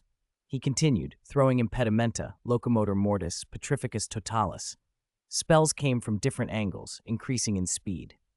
Regulus stood perfectly still, hands at his sides, adjusting only the position of his fingers. Each spell was intercepted just before impact, some deflected, some dissipated, some absorbed. He did not cast one large shield over himself. That would be too draining and vulnerable to sustained assault. Instead, he formed many tiny instantaneous shield charms where needed and let them vanish once their task was done. 30 seconds later, Orion stopped. You're using your consciousness to control magical energy directly, bypassing incantations and gestures. His voice trembled with astonishment. Such a technique was rare even among elite aurors. Yet his second son, only 11, did it with ease. Yes, Regulus admitted. Without incantations or gestures, the response is faster and the consumption is lower. Who taught you? I worked it out myself, Regulus said. It was in truth a byproduct of his natural magical affinity. Orion was quiet for a long time, looking at his son with a mixture of surprise, pride, and a faint worry. Finally, he said, "You are exceptional, Regulus. You've exceeded my expectations." "Thank you," Regulus murmured and bowed his head slightly. Orion came forward and patted his shoulder. "You'll achieve extraordinary things. But at Hogwarts, you must look like an exemplary student, not someone who stands out too far. Do you understand?" "I understand," Regulus said. "I'll control what I show." After the assessment, Orion took him to the deepest part of the house, a more secretive vault. Only a few dusted wooden shelves stood there. Orion produced 3 items. The first was a silver family ring engraved with the black crest. It was not the true head of house ring, but a replica. "It has no authority of a head of house," Orion explained, handing it to Regulus, "but it consents the family's protective wards. If you wear it and another black is in mortal danger, the ring will warm. The hotter it gets, the greater the peril." Regulus took it, understanding its meaning. Though it conferred no power, it was a symbol of responsibility, the duty the head of the family bore. The second item was an enchanted notebook with a cover of warm, dark leather. It had no visible lock. Only those of black blood could open it. "Made with ancestral blood and secret arts," Orion said. "Anything written in it is encrypted automatically. Only the author can fully decipher it. Others will see only jumbled symbols. If someone tries to force a decryption, the contents will self-destruct." It was tacit approval. Orion expected Regulus to study dangerous things. Instead of forbidding it, he provided a secure way to record what he learned.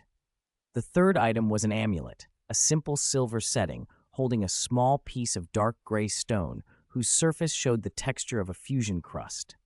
"An ancestor brought this back from Northern Europe," Orion said. "They say it came from beyond the skies. For centuries, no one has known its true magic, only that it never gathers dust and keeps a steady temperature." Regulus slipped the amulet over his head. The stone was smooth and faintly warm, as if something lived within it. "I think it suits you," Orion said, "because the thing you look toward is different from ours." Finally, his father put a hand on his shoulder. "Hogwarts is a small world," Orion said quietly, "but remember there are worlds beyond that world." 11. Conflicts based on overestimating one's own abilities. On September 1st, 1972, at 10:47 a.m., Regulus Black paused in front of the barrier between platforms 9 and 10 at King's Cross Station. The 11-year-old boy was slim, wearing a neatly pressed dark green traveling robe with a black family crest brooch pinned at the collar. His hair was jet black, with the House of Black's signature slight curl, and his gray eyes took in the surroundings with calm precision. In his left hand, he carried a brand new trunk, while Burga had insisted on the most expensive one, and in his right, a cage containing an owl. The bird stood quietly, amber eyes watching the world through the bars. Unlike many owls, it did not flap its wings anxiously, only turned its head now and then. Regulus drew a steady breath. Beyond this wall lay another world he had read about for 10 years and was about to enter for the first time. He stepped forward. The sensation was like passing through warm mist, then sound poured in. A noisy, life-filled chaos. Owls hooting in a discordant chorus, cats mewing in baskets, screams as toads hopped out of unfastened pockets, last-minute parental instructions, children's voices cracking with excitement. Platform 9 3/4. The scarlet bulk of the Hogwarts Express sat on the tracks like a great sleeping beast, its engine belching white steam that rolled under the platform roof. Students surged toward the carriage doors in a tide of color, their robes blending into blocks of cloth. Regulus stood still and let his eyes travel across the platform. He saw the Potters, Charlus and Euphemia, standing not far off with the gentle, proud looks of parents sending a child to school. 4 others clustered near them. James Potter, hair tousled as if by a gale and glasses perched crooked on his nose, was demonstrating some exaggerated movement to a thin boy lugging a battered trunk, Remus Lupin. Peter Pettigrew hovered half a step behind, short and round-faced, his gaze flicking nervously. Sirius Black leaned on some luggage, taller than the summer before, shoulders broadening into that adolescent shape. He wore muggle jeans while Burga loathed, faded at the knees, and a plain dark shirt with a Gryffindor robe draped over it, clearly altered, the silver trim at the collar dyed gold red, faint traces of an embroidered lion on the cuffs. James threw his head back and laughed, a free, wholehearted laugh, one hand on Remus's shoulder, the other gesturing. Then his eyes crossed the platform and fell on Regulus. The laughter faltered. He did not avert his gaze, but he did not nod either. He simply watched through the noisy crowd. James's attention sharpened. "Hey!" he shouted, his voice cutting through the hubbub. "Look who it is! Has the Black family's little viper come early to get used to things?" Several heads turned. Sirius pressed a hand to James's shoulder. The movement was slight, but James immediately shut his mouth. Sirius shook his head and pushed open a carriage door, the first to step aboard. James followed, with Remus and Peter close behind. Before leaving, James glanced back at Regulus with a look that mixed curiosity and thin hostility. Regulus shrugged and hoisted his trunk. James Potter was not worth his attention. The inside of the Hogwarts Express was more spacious than it appeared from outside, a typical use of the undetectable extension charm. A dark red carpet ran down the corridor, sliding doors lined both sides, most already shut, laughter and chatter drifting from within. Regulus walked quietly along the corridor. Passing the third carriage, he caught sight of the group through an open door. James had taken off his jacket and was trying to stick chocolate frog cards to the ceiling. Peter fussed with his luggage. Remus sat by the window with a worn copy of a textbook. Sirius lounged opposite, legs up on an empty seat, idly fiddling with a golden snitch model. Their eyes brushed his as he passed. Sirius glanced up and then looked away as if he had seen nothing. Further along, near the seventh carriage, two figures stood together. A red-haired girl with green eyes and a smattering of freckles. Lily Evans, a second year, wore a simple, impeccably clean black robe with a small silver brooch at her throat. Beside her, a pale, greasy-haired boy, Severus Snape, also a second year, spoke rapidly, his fingers cutting small patterns in the air as he explained something. Snape's eyes flicked over at Regulus as he passed. Seeing the trunk in Regulus's hand, the owl in its cage, and the expensive dark green robe, his lips tightened. A blend of hostility and wariness crossed his face before he turned back to Lily. Regulus found an empty compartment in the ninth carriage. He set his trunk on the luggage rack, put the owl's cage under the opposite seat, and sat down. From his robe, he drew a notebook and opened it to the most recently written page. The relationship between ancient rune variants and magic flow efficiency. The page was filled with complex symbols, formulas, and diagrams, some standard ancient runes. Most variants he had simplified to optimize magic conduction paths. He dipped his quill and began to record thoughts from the previous night. Outside, the train left London's outskirts. Houses gave way to scattered farmsteads, the landscape rolling under a low, leaden sky that threatened rain. The compartment door suddenly yawned open and clunked against the wall. Regulus looked up from a finished curve. In truth, he hadn't needed to. He had felt the arrival even before the door opened. "Look who it is!" James Potter's voice rang with mock grandstanding. The little young master of the Black family, off to study dark arts all on his own? Regulus remained unmoved, merely observing the performance. To him, James was still a child, despite being a year older. James strode into the compartment, Remus close behind with an uneasy expression, Peter clutching the doorframe as if ready to bolt. "I'm talking to you." James went up to Regulus and leaned over, aggressive. "I heard you're always picking on Sirius at home, playing the good son so you can steal all the attention?" "James," Remus said quietly. "Don't what?"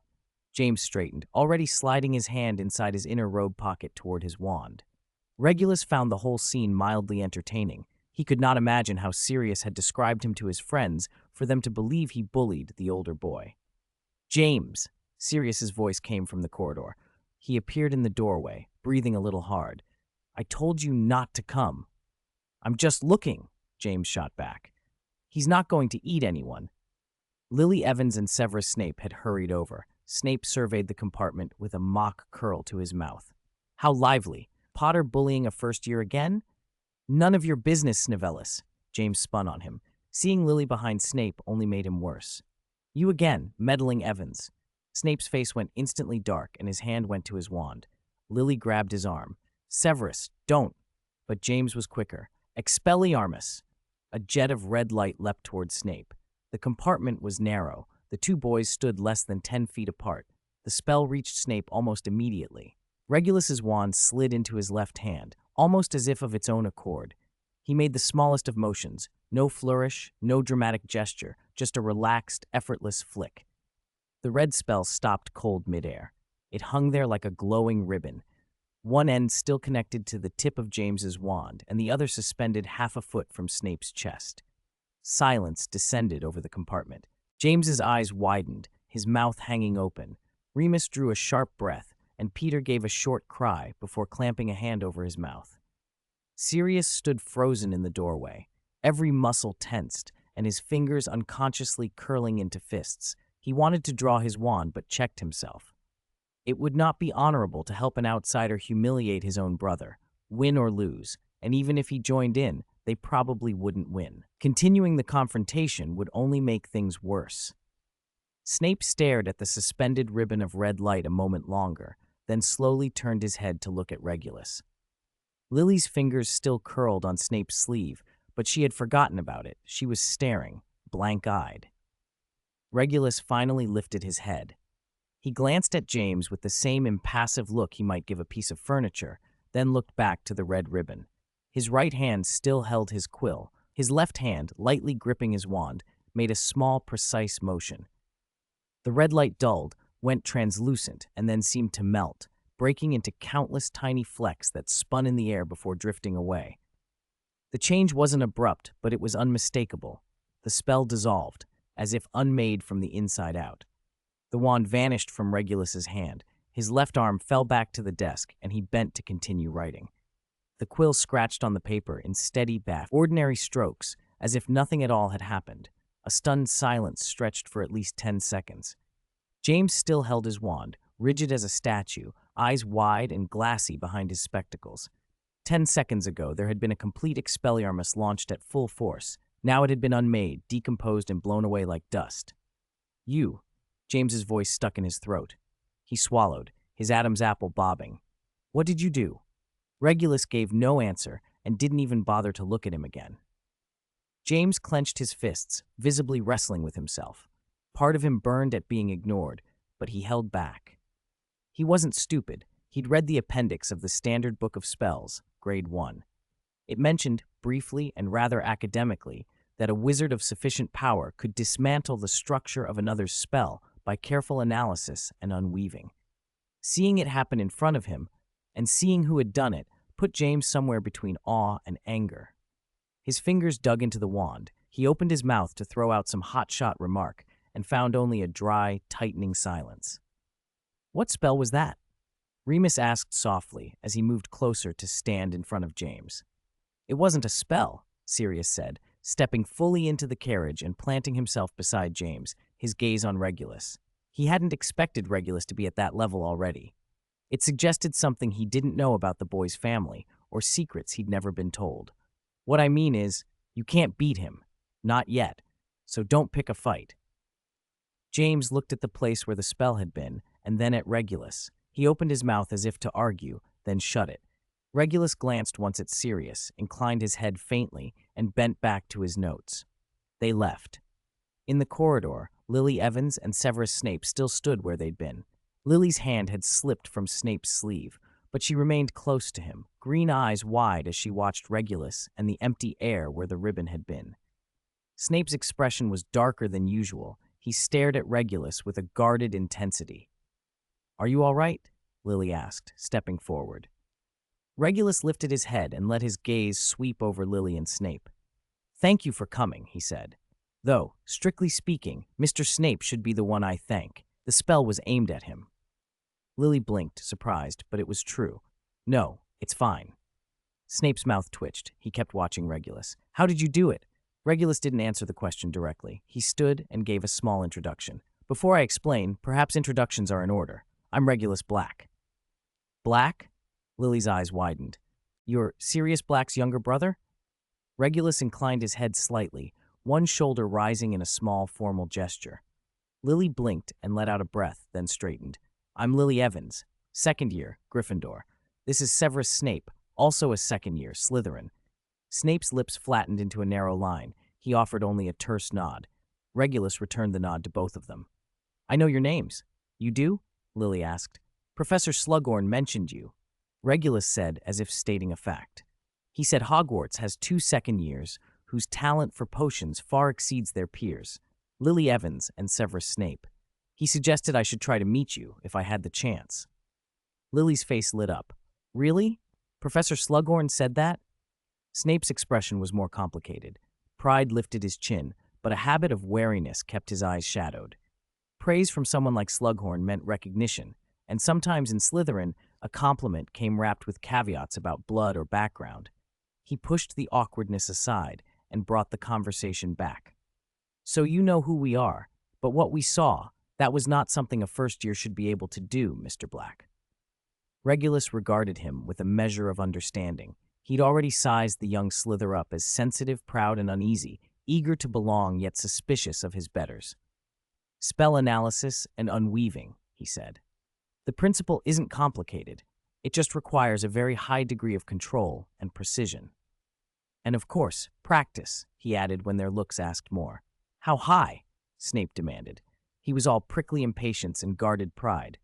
High enough that most adult wizards can't do it, Regulus replied evenly. I practiced for a very long time. Lily leaned forward, curious. When did you start practicing that sort of magic? As far back as I can remember, Regulus said casually. My family has a library. The Black family library was well known in pure-blood circles. Many old families kept extensive collections.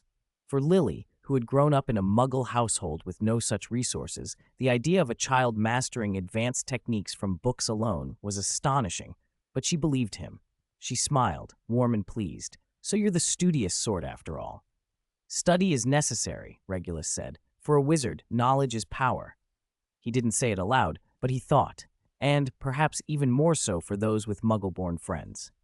Snape's brow twitched at the unspoken implication. The wariness in his eyes eased a fraction as recognition settled in. So, Snape asked, which house are you hoping for? Slytherin, Regulus said without hesitation. It's our family tradition. Lily's enthusiasm had a flicker of dimness. She looked from Snape to Regulus before answering aloud. Slytherin isn't necessarily a bad place. Severus is there. She added quietly to herself that there were also people in Slytherin who would despise someone like her. Regulus simply nodded. In every house there are people worth learning from and people not worth your time, he said. Lily brightened again at that. You're right. See you at the sorting then? See you at the sorting, Regulus replied. Lily tugged Snape's sleeve. We should head back, Severus. Snape gave Regulus one last, appraising look, nodded, and followed her. Lily waved as they walked away. The carriage descended into its quiet hum once more. 13. Where Dreams Begin. The rain stopped at some point. The clouds parted, and the setting sun slanted in from the west, painting the carriage a warm orange. The silhouette of the Scottish Highlands lay faintly in the distance, dark green hills rolling into the twilight. A gentle female voice came over the train intercom, announcing that the train was about to arrive and asking students to pack their luggage and prepare to disembark. Regulus closed his notebook and tucked it back into his robes. The train sped on, the wheels striking the rails with a steady clack-clack, clack-clack. It pulled into the station right at 7 in the evening. The night sky was thick with stars. There was no moon, but the starlight was bright enough to outline bobbing heads and the white mist rising on the platform. Cold, damp air rushed into the carriage, carrying the scent unique to the Highlands, a mix of earth, pine needles, and the faint peat smoke. First years! Over here! A booming voice rang out across the platform, and Regulus followed the crowd off the train. The platform teemed with students. Older ones surged toward waiting carriages, while the new arrivals gathered around a tall figure holding a lantern. Rubeus Hagrid, keeper of keys and grounds, loomed there like a walking hill, the lantern's orange glow catching in his thick beard and on his friendly grin. "Come on then, kids. Follow me. Watch your step." Regulus joined the line of first years down a steep, narrow path. It wound through dense woods. The stones underfoot were slippery, and it was so dark they could only make out the outlines of the robes ahead and the occasional flicker of the lantern. They rounded a corner, and the trees abruptly opened. Before them lay a wide, pitch-black lake, its surface as calm as a mirror, reflecting the star-filled sky. On the cliff on the far side stood Hogwarts Castle. Towers and turrets pierced the night like a forest of stone, warm yellow light spilling from its windows, scattered stars captured in masonry. The castle shimmered faintly under the starlight, ancient, solemn, and mysterious, like an old legend waiting to be entered. A collective gasp rose from the first years. Some whispered in awe, others gripped their companions' arms in excitement. Regulus stood by the lake and looked up at Hogwarts. He had read descriptions of it and imagined it 1,000 times, but the real castle was grander, nobler, and more mysterious than any description or dream. It felt like a beginning. "No more than 4 to a boat," Hagrid called, jerking everyone back to the moment. He pointed to a row of small wooden boats moored at the shore. No oars, but they moved of their own accord. The first years climbed aboard in groups. Regulus found himself in a boat with 3 other boys: a freckled, red-haired boy who was probably a Weasley, a dark-haired boy who looked nervous, and a blonde boy constantly adjusting his collar. The boat glided silently toward the castle. The lake was ink-black and seemingly bottomless. Something swam beneath its surface, casting slow, rolling shadows. At times, a dorsal fin cut the water and flashed coldly in starlight. "That's the giant squid," the red-haired boy whispered, equal parts frightened and excited. "My brother says it doesn't hurt people. It even saves little students who fall in." The boat gave a sudden lurch, and everyone grabbed the gunwales. Regulus stayed steady, watching the shadows beneath the water and the stars mirrored on its surface. He lifted his eyes to the approaching castle and pictured scenes beyond those lit windows. The 4 house tables heaped with food, older students talking and laughing, professors at the high table exchanging quiet conversation. On a wooden stool at the end of the hall, the tattered Sorting Hat would be waiting, ready to sing its grating song. The boat reached the docks. They climbed a flight of stone steps to a massive oak door. Hagrid raised his huge fist and knocked 3 times. The door opened to reveal Professor McGonagall, clad in deep green robes, her hair pulled into a severe bun, her expression as stern as if she were presiding over a trial. "Welcome to Hogwarts," she said, her clear voice carrying through the echoing entrance. "Before you enter the Great Hall for the sorting ceremony, I have a few points to make." Regulus stood with the other first years, listening to McGonagall explain the house system, the house cup, and the school rules. His gaze wandered through the crack of the door and into the Great Hall. Hundreds of floating candles hovered above long tables where students sat in rivers of color: scarlet and gold, yellow and black, blue and bronze, green and silver. At the high table, he recognized familiar faces: Dumbledore in the center, his half-moon spectacles reflecting a kindly blue gaze; Slughorn with his large, smiling presence; Tiny Flitwick on a raised stool, chatting with the gentle Professor Sprout. His eyes swept the Slytherin table. Most there carried an air of reserve, as if maintaining a carefully kept dignity. At the Gryffindor table, a tall, dark-haired boy sat bolt upright, staring toward the door. Beside him sat a lanky friend, chatting with someone else. Not far off, a red-haired girl talked animatedly with a dark-haired girl. "Now form a single file," Professor McGonagall instructed. "Follow me." The first years straightened their robes and lined up. Regulus stood in the middle of the line, a sobbing girl ahead of him and a trembling boy behind. They walked into the Great Hall. Hundreds of eyes fell on them. Whispers rose and fell like waves. Regulus felt curiosity, scrutiny, and a smattering of disdain in those looks, but he walked on, keeping his head high. When they reached the end of the hall, McGonagall paused beside a tall stool on which the Sorting Hat lay, old and patched. It twitched, a rip near the brim opening like a mouth, and then it began to sing. The ancient, raspy song told the history and traits of the 4 houses. Regulus listened, but his thoughts drifted back to the train. Memories of shocked faces, awed expressions and frightened ones. He thought about who had looked at him and who had not. He thought about the starry sky outside. The song ended, and applause rippled through the hall. Professor McGonagall unrolled a long parchment. "When I call your name, step forward and place the hat on your head." A trembling girl went first. The hat shouted Hufflepuff, and the yellow and black table burst into applause. House after house followed. Regulus waited. Regulus Black. A hush fell over the hall. Everyone knew the name. Even the Muggleborns had heard that his brother had broken 500 years of Black family tradition last year by going to Gryffindor. Everyone was watching to see where this Black would go. Regulus stepped forward and sat on the stool. McGonagall lowered the sorting hat over his eyes, and the light disappeared. Then a small, almost thoughtful voice spoke directly in his mind. Another Black. Intelligent, very intelligent, far more mature than your peers. Not thinking of power or glory, you are looking farther, much farther. Regulus kept his thoughts calm and still. Ravenclaw would suit your wisdom, and you have courage too, though you'd need to grow it. But the hat drew a breath and cried, "Slytherin!" The green and silver table erupted in cheers. Rabastan led the applauding, and Avery and Mulciber clapped as well, though their expressions were complicated. Boos came from the Gryffindor table, led by the tall, dark-haired boy. His friend stayed silent. Regulus stood and walked to the Slytherin table, taking a seat beside Rabastan. "Welcome," Rabastan said. "Thank you," Regulus replied. One by one, the surrounding Slytherins offered him handshakes. The sorting continued, and other familiar names were called. Regulus scarcely paid attention. He looked up at the enchanted ceiling, which reflected the same starry sky overhead. The Milky Way stretched across it, dense with stars, impossibly deep. An endless invitation, as though anything could begin here. 14. Slytherin traditional repertoire. Even a food desert has oases. The dinner at Hogwarts was satisfying. Lucretius Boak, the 7th-year Slytherin prefect, had already stood and was tapping a goblet with a silver spoon.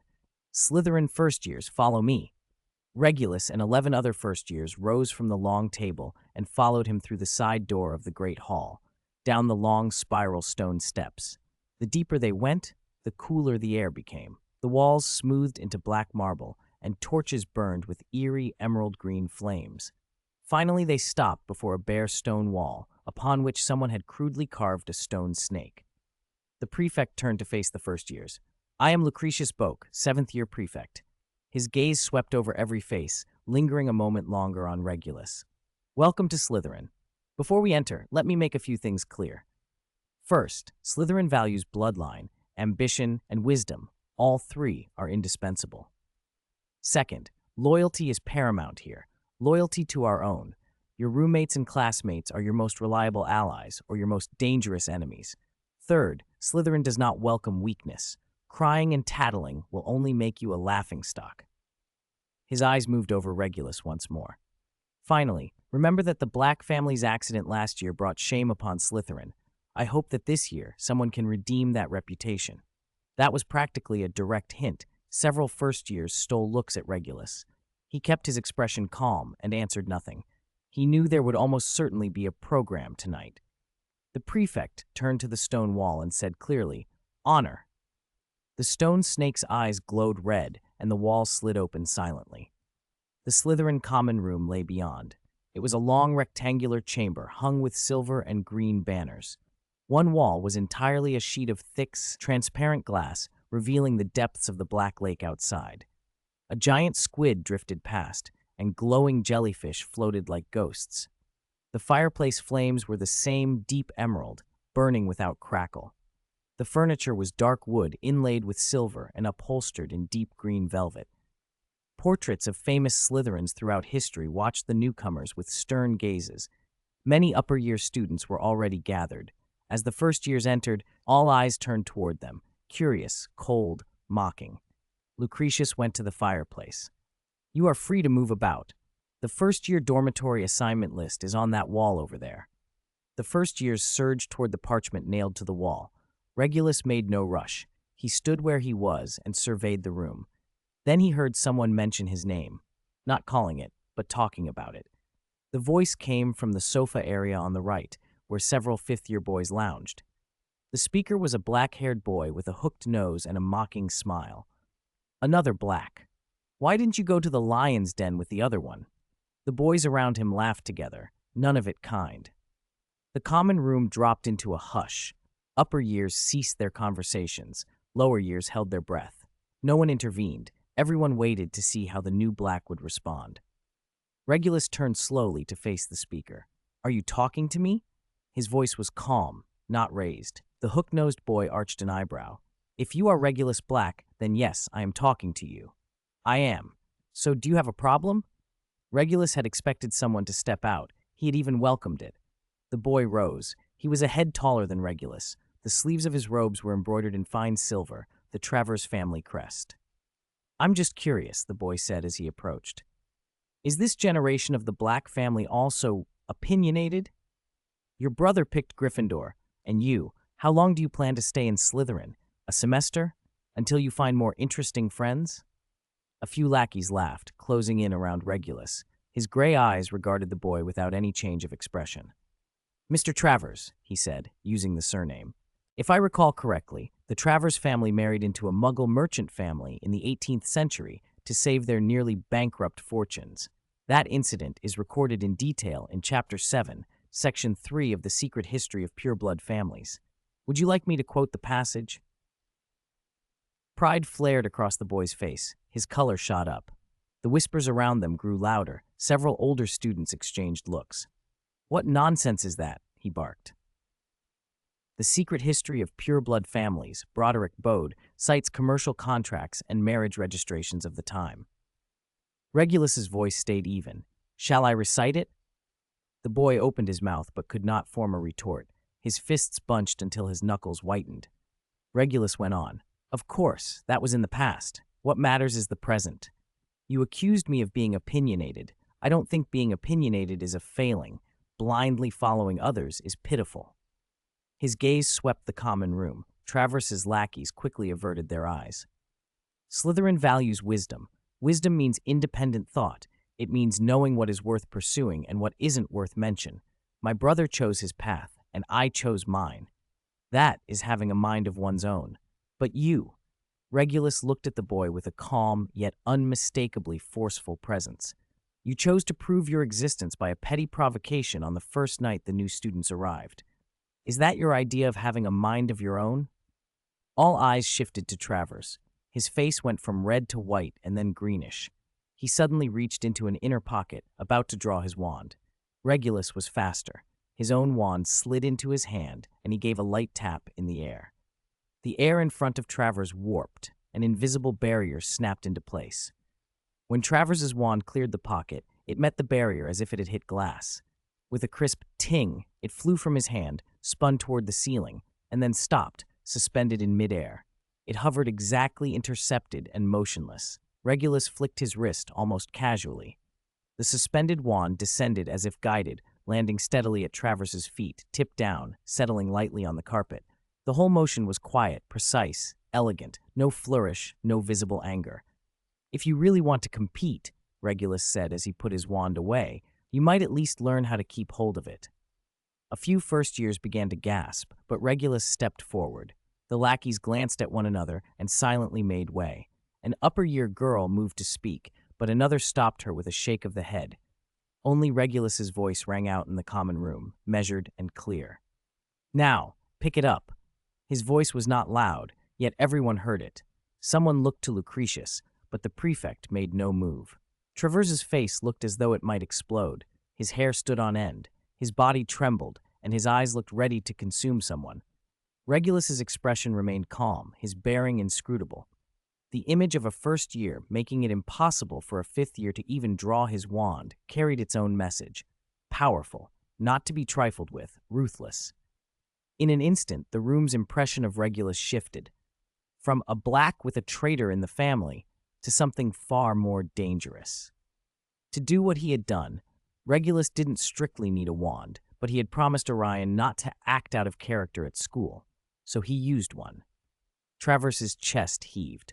Just when some of the onlookers thought he might resist, he bent abruptly, snatched up his wand, lowered his head, and rushed through the crowd, disappearing around the corner toward the dormitories. The lackeys melted away without a single parting insult. Regulus walked across to the dormitory assignment list. The first years made a canal for him. This hadn't been a confrontation so much as a child trying to bully someone. Regulus felt bored. The boy was not only weak, but foolish. He had known this was a deliberate setup, but he hadn't minded. The common room remained quiet until Regulus reached the wall, then low, stunned murmurs rose. Several upper years exchanged looks. A seventh-year girl with long dark brown hair and a rosier family brooch leaned to whisper, "He's interesting." A knot boy nodded, his gaze lingering on Regulus. A haughty upper year asked, "Do you understand what just happened?" A girl of elegant bearing nodded without speaking. The lower years were completely astonished. A first-year girl gripped her companion's sleeve, eyes bright. "Was that a spell just now? A first year?" The round-faced boy next to her swallowed. I think so," he said hesitantly. Regulus ignored them and scanned the parchment. First-year dormitory A, Regulus Black, Avery Cuthbert, Hermes Mulciber, Alex Rosier. I get along well with my roommates. The Slytherin dormitory sat down a corridor off the common room. The heavy oak door was labeled with the letter A. Regulus pushed it open and found a spacious room. Four four-poster beds stood in the corners, draped with dark green curtains. Each student had a small study area with a view of the Black Lake. Two boys were already there. Avery Cuthbert sat on the bed by the window, arranging his stationery. He had blonde hair, blue eyes, and a slightly upturned chin. When he saw Regulus, he gave a small nod. "Black. Cuthbert," Regulus replied. On the innermost bed sat another boy with black hair, a pale face, and dark circles under his eyes. He was curled over a tattered copy of Curses and Counter-Curses. Hermes Mulciber looked up with a gloomy nod.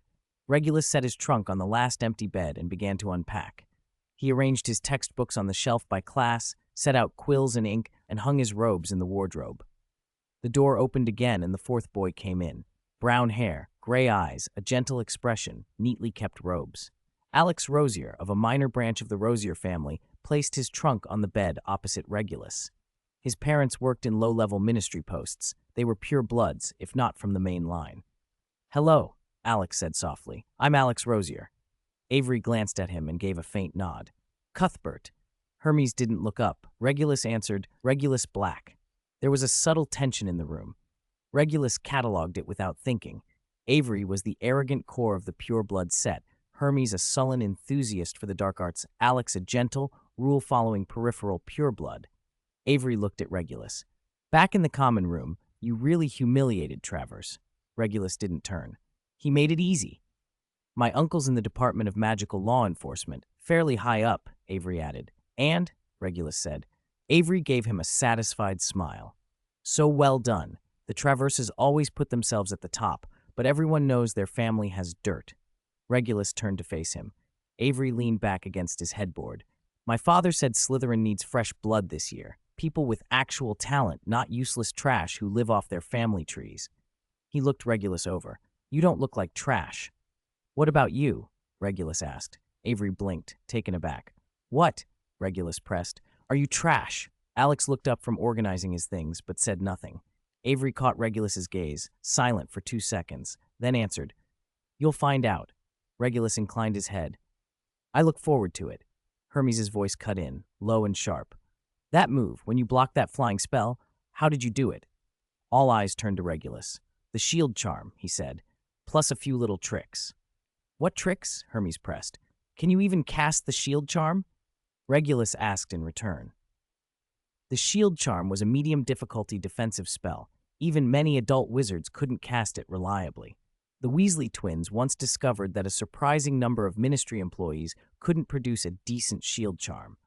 Hogwarts listed it as a required part of the fifth-year OWL exams, something that normally took 2 or 3 years of steady training to master. Everyone in the room, bred in pure-blood households, understood the implication. For a first year to use the shield charm was exceptional. Hermes fell silent. His expression shifted from suspicion toward a wary respect. Alex drew a short breath. "My father said only a minority of people at the ministry can use it well," he said. Avery stared. "My father said..." Regulus cut him off. "Why don't you say it yourself?" Avery, who had always parroted his father's authority, froze. In the Cuthbert household, The patriarch's words were the measure of truth. In their social circles, elder opinion was law. No one had ever asked him to speak for himself. A hot, unfamiliar shame crawled up his spine. When he finally spoke, his voice shook a little. "The shield charm needs precise wand control and clear intent," he said. "The former takes long practice, the latter, a firm will. Most first years can't even make a feather float steadily." He looked at Regulus. "So you're not like most." Regulus accepted the answer with a nod. "Then neither are you." Avery blinked, as if the compliment and the challenge had collided. He laughed after a moment and shrugged, leaning back. Alex had been holding his breath through the exchange. He watched Regulus and Avery with a mix of admiration and unease. In his quiet, rule-bound Rosier home, nobody spoke so bluntly. Regulus looked older than 11 to him, like a ministry man who made every word count. He decided he would write to his parents that evening and ask what exactly was up with the second son of the Blacks. Silence settled over the room. The first class for the Slytherin first years was potions. In the hierarchy of the wizarding world, potions tested whether a wizard was rigorous, precise, and patient. And in name at least, Slytherin was supposed to embody those qualities. The potions classroom was on the first basement level of the castle, a little above the common room, but equally cold. When Regulus arrived, most students had already taken their places. Long tables were set in rows, each with 2 cauldron stands, a set of basic tools, and a pile of ingredients. Slughorn had arranged the seating carefully. Slytherins and Gryffindors were mixed, either to encourage cross-house exchange or to keep the spectacle interesting. Regulus's seat was in the 3rd row. His seatmate was a freckled Gryffindor girl with blonde hair who was nervously flipping through magical drafts and potions, muttering to herself. When he sat, she looked up and brightened. "Are you Regulus Black?" she asked eagerly. "I am." "I'm Mary MacDonald," she said quickly. "I heard on the train you made James Potter's spell disappear." News traveled fast. Regulus nodded, not elaborating. Mary's eyes gleamed. "You should have made James Potter disappear too," she whispered. "I heard they're unbearable." Regulus had already noticed James's reputation. Sirius's influence likely played a part. Mary seemed ready to say more when the classroom door burst open and Professor Horace Slughorn came in, all booming voice and showmanship. "Ah, welcome, welcome," Slughorn called, his rotund face flushed and his dark green robes embroidered with gold. He walked to the front and planted his hands on the desk, beaming. "Welcome to the world of potions, the most subtle, dangerous, and beneficial of arts." He swept his gaze across the room. "I am Horace Slughorn, your potions professor. Over the next 7 years, or at least until you pass your OWLs, I will lead you in exploring the wonders of the cauldron." He smiled at the class. "Some of you may have heard of me, and some of you may have heard of my little club, but what I insist on in my classroom is ability and focus, and above all, a love for this art." 16. Faction Selection. The outcome of potions class carried no suspense. When Professor Slughorn called time and told the students to bottle and submit their work, Regulus's vial stood out on the podium. The other bottles contained liquids the wrong color, clouded with impurities, or in a few cases, fizzing ominously. Only Regulus's potion, a clear, pale green, caught the light with a healthy sheen and showed no sediment when left to settle. Slughorn picked up the bottle and held it to the lamp for a long moment, his round face breaking into undisguised delight. "Exemplary," he boomed, his voice filling the dungeons. "Mr. Black, this potion has reached the outstanding standard. Tell me, did you use any special techniques?" "I followed the properties of the ingredients precisely, Professor," Regulus answered evenly. "One component needed to be completely dissolved.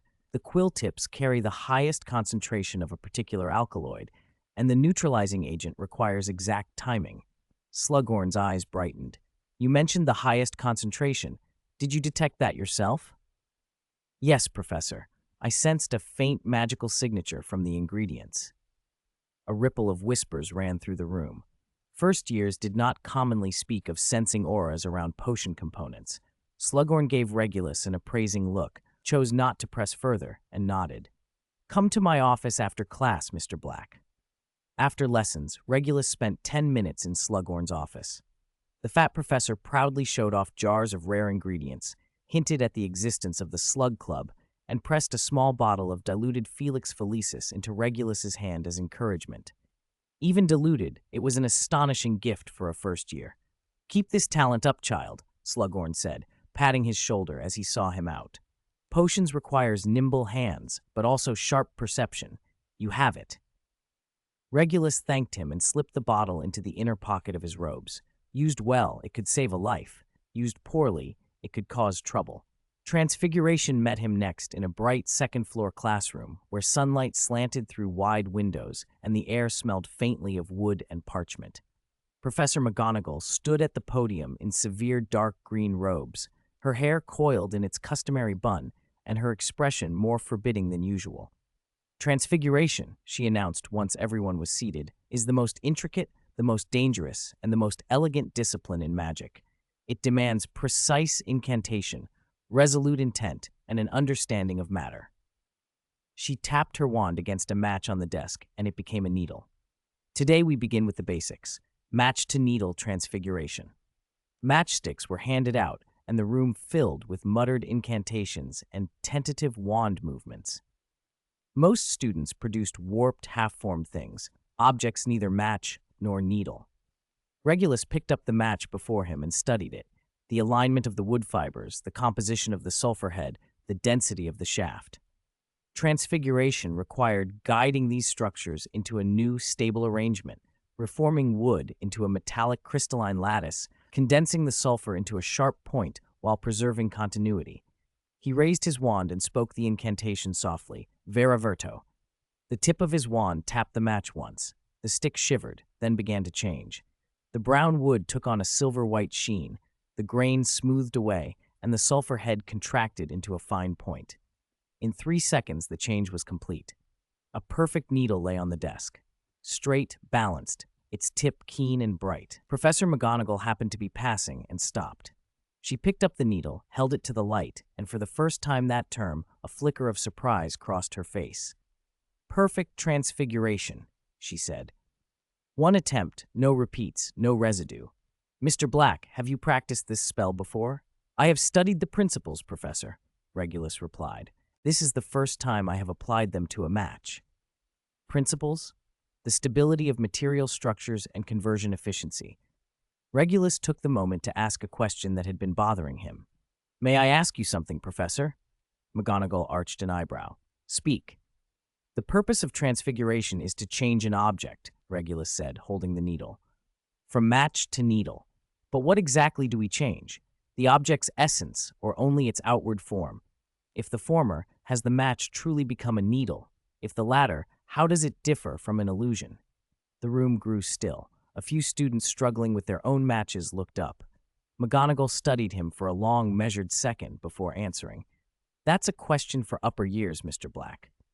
"I'm eager for an answer." She set the needle down and faced the class. "Mr. Black has raised a profound point. The essential difference between transfiguration and illusion lies in matter. An illusion is a false image conjured with no material basis. Transfiguration is the guided reordering of existing matter along a magically defined pathway." She tapped another match, and it became a feather. "This feather," she said, holding it aloft, "was once a match. Its matter has not vanished. It has been rearranged. That is why true transfiguration requires an understanding of the nature of substance. You must know how wood can become a feather and direct that transformation. It's not enough to change appearances." She glanced at Regulus. "Are you satisfied?" "Partly, Professor." He leaned forward. "But one more question. If transfiguration is material reorganization, what of the vanishing spell? It makes objects disappear. Where does that matter go? Is vanishing an extreme transfiguration, turning something into nothing?" McGonagall hesitated. The class waited, silent. She drew a long breath. "The vanishing spell is Newt-level work, Mr. Black. It involves matter-energy conversion and advanced theory beyond our current syllabus. Focus on today's exercise, then." She smiled faintly. "The perfect match to needle earns 5 points for Slytherin." She resumed teaching, though Regulus noticed her gaze on him now and then for the rest of the lesson. He had answers to his own questions, but McGonagall's reserve made it unwise to press matters further. As he left the classroom, Narcissa Black intercepted him in a side corridor. The seventh year's long blonde hair glowed in the sunlight at the window. Her green robes were immaculate, and the silver Slytherin badge on her collar shone. "Regulus," she said simply. "Cousin Narcissa. Come with me, a word in private." She steered him away from the main corridor into a quiet stretch lit only by high windows. Once certain they were alone, she turned to him. "I heard about last night's incident in the common room," she said bluntly. "You humiliated Travers." He asked for it. Narcissa's expression softened with a hint of approval. "Alger Travers is a fool. His father's position at the ministry came through marriage, not merit. That is not the point." She stepped closer and lowered her voice. "The problem is you showed yourself too much, Regulus. On the first night, before Slytherin even settled in, you put on a display. Do you understand what that means?" Regulus met her calmly. "It means I'm not to be bullied." "It means you've come to certain people's attention," Narcissa corrected, "much sooner than you might have wanted." She glanced around again and then continued quietly. "At breakfast, Rabiston Lestrange, Rodolphus's younger brother, was asking about you, your upbringing, what training you had, how strong your magic is, and your opinions on certain matters." "What matters?" "You know which ones." Narcissa's gaze was steady.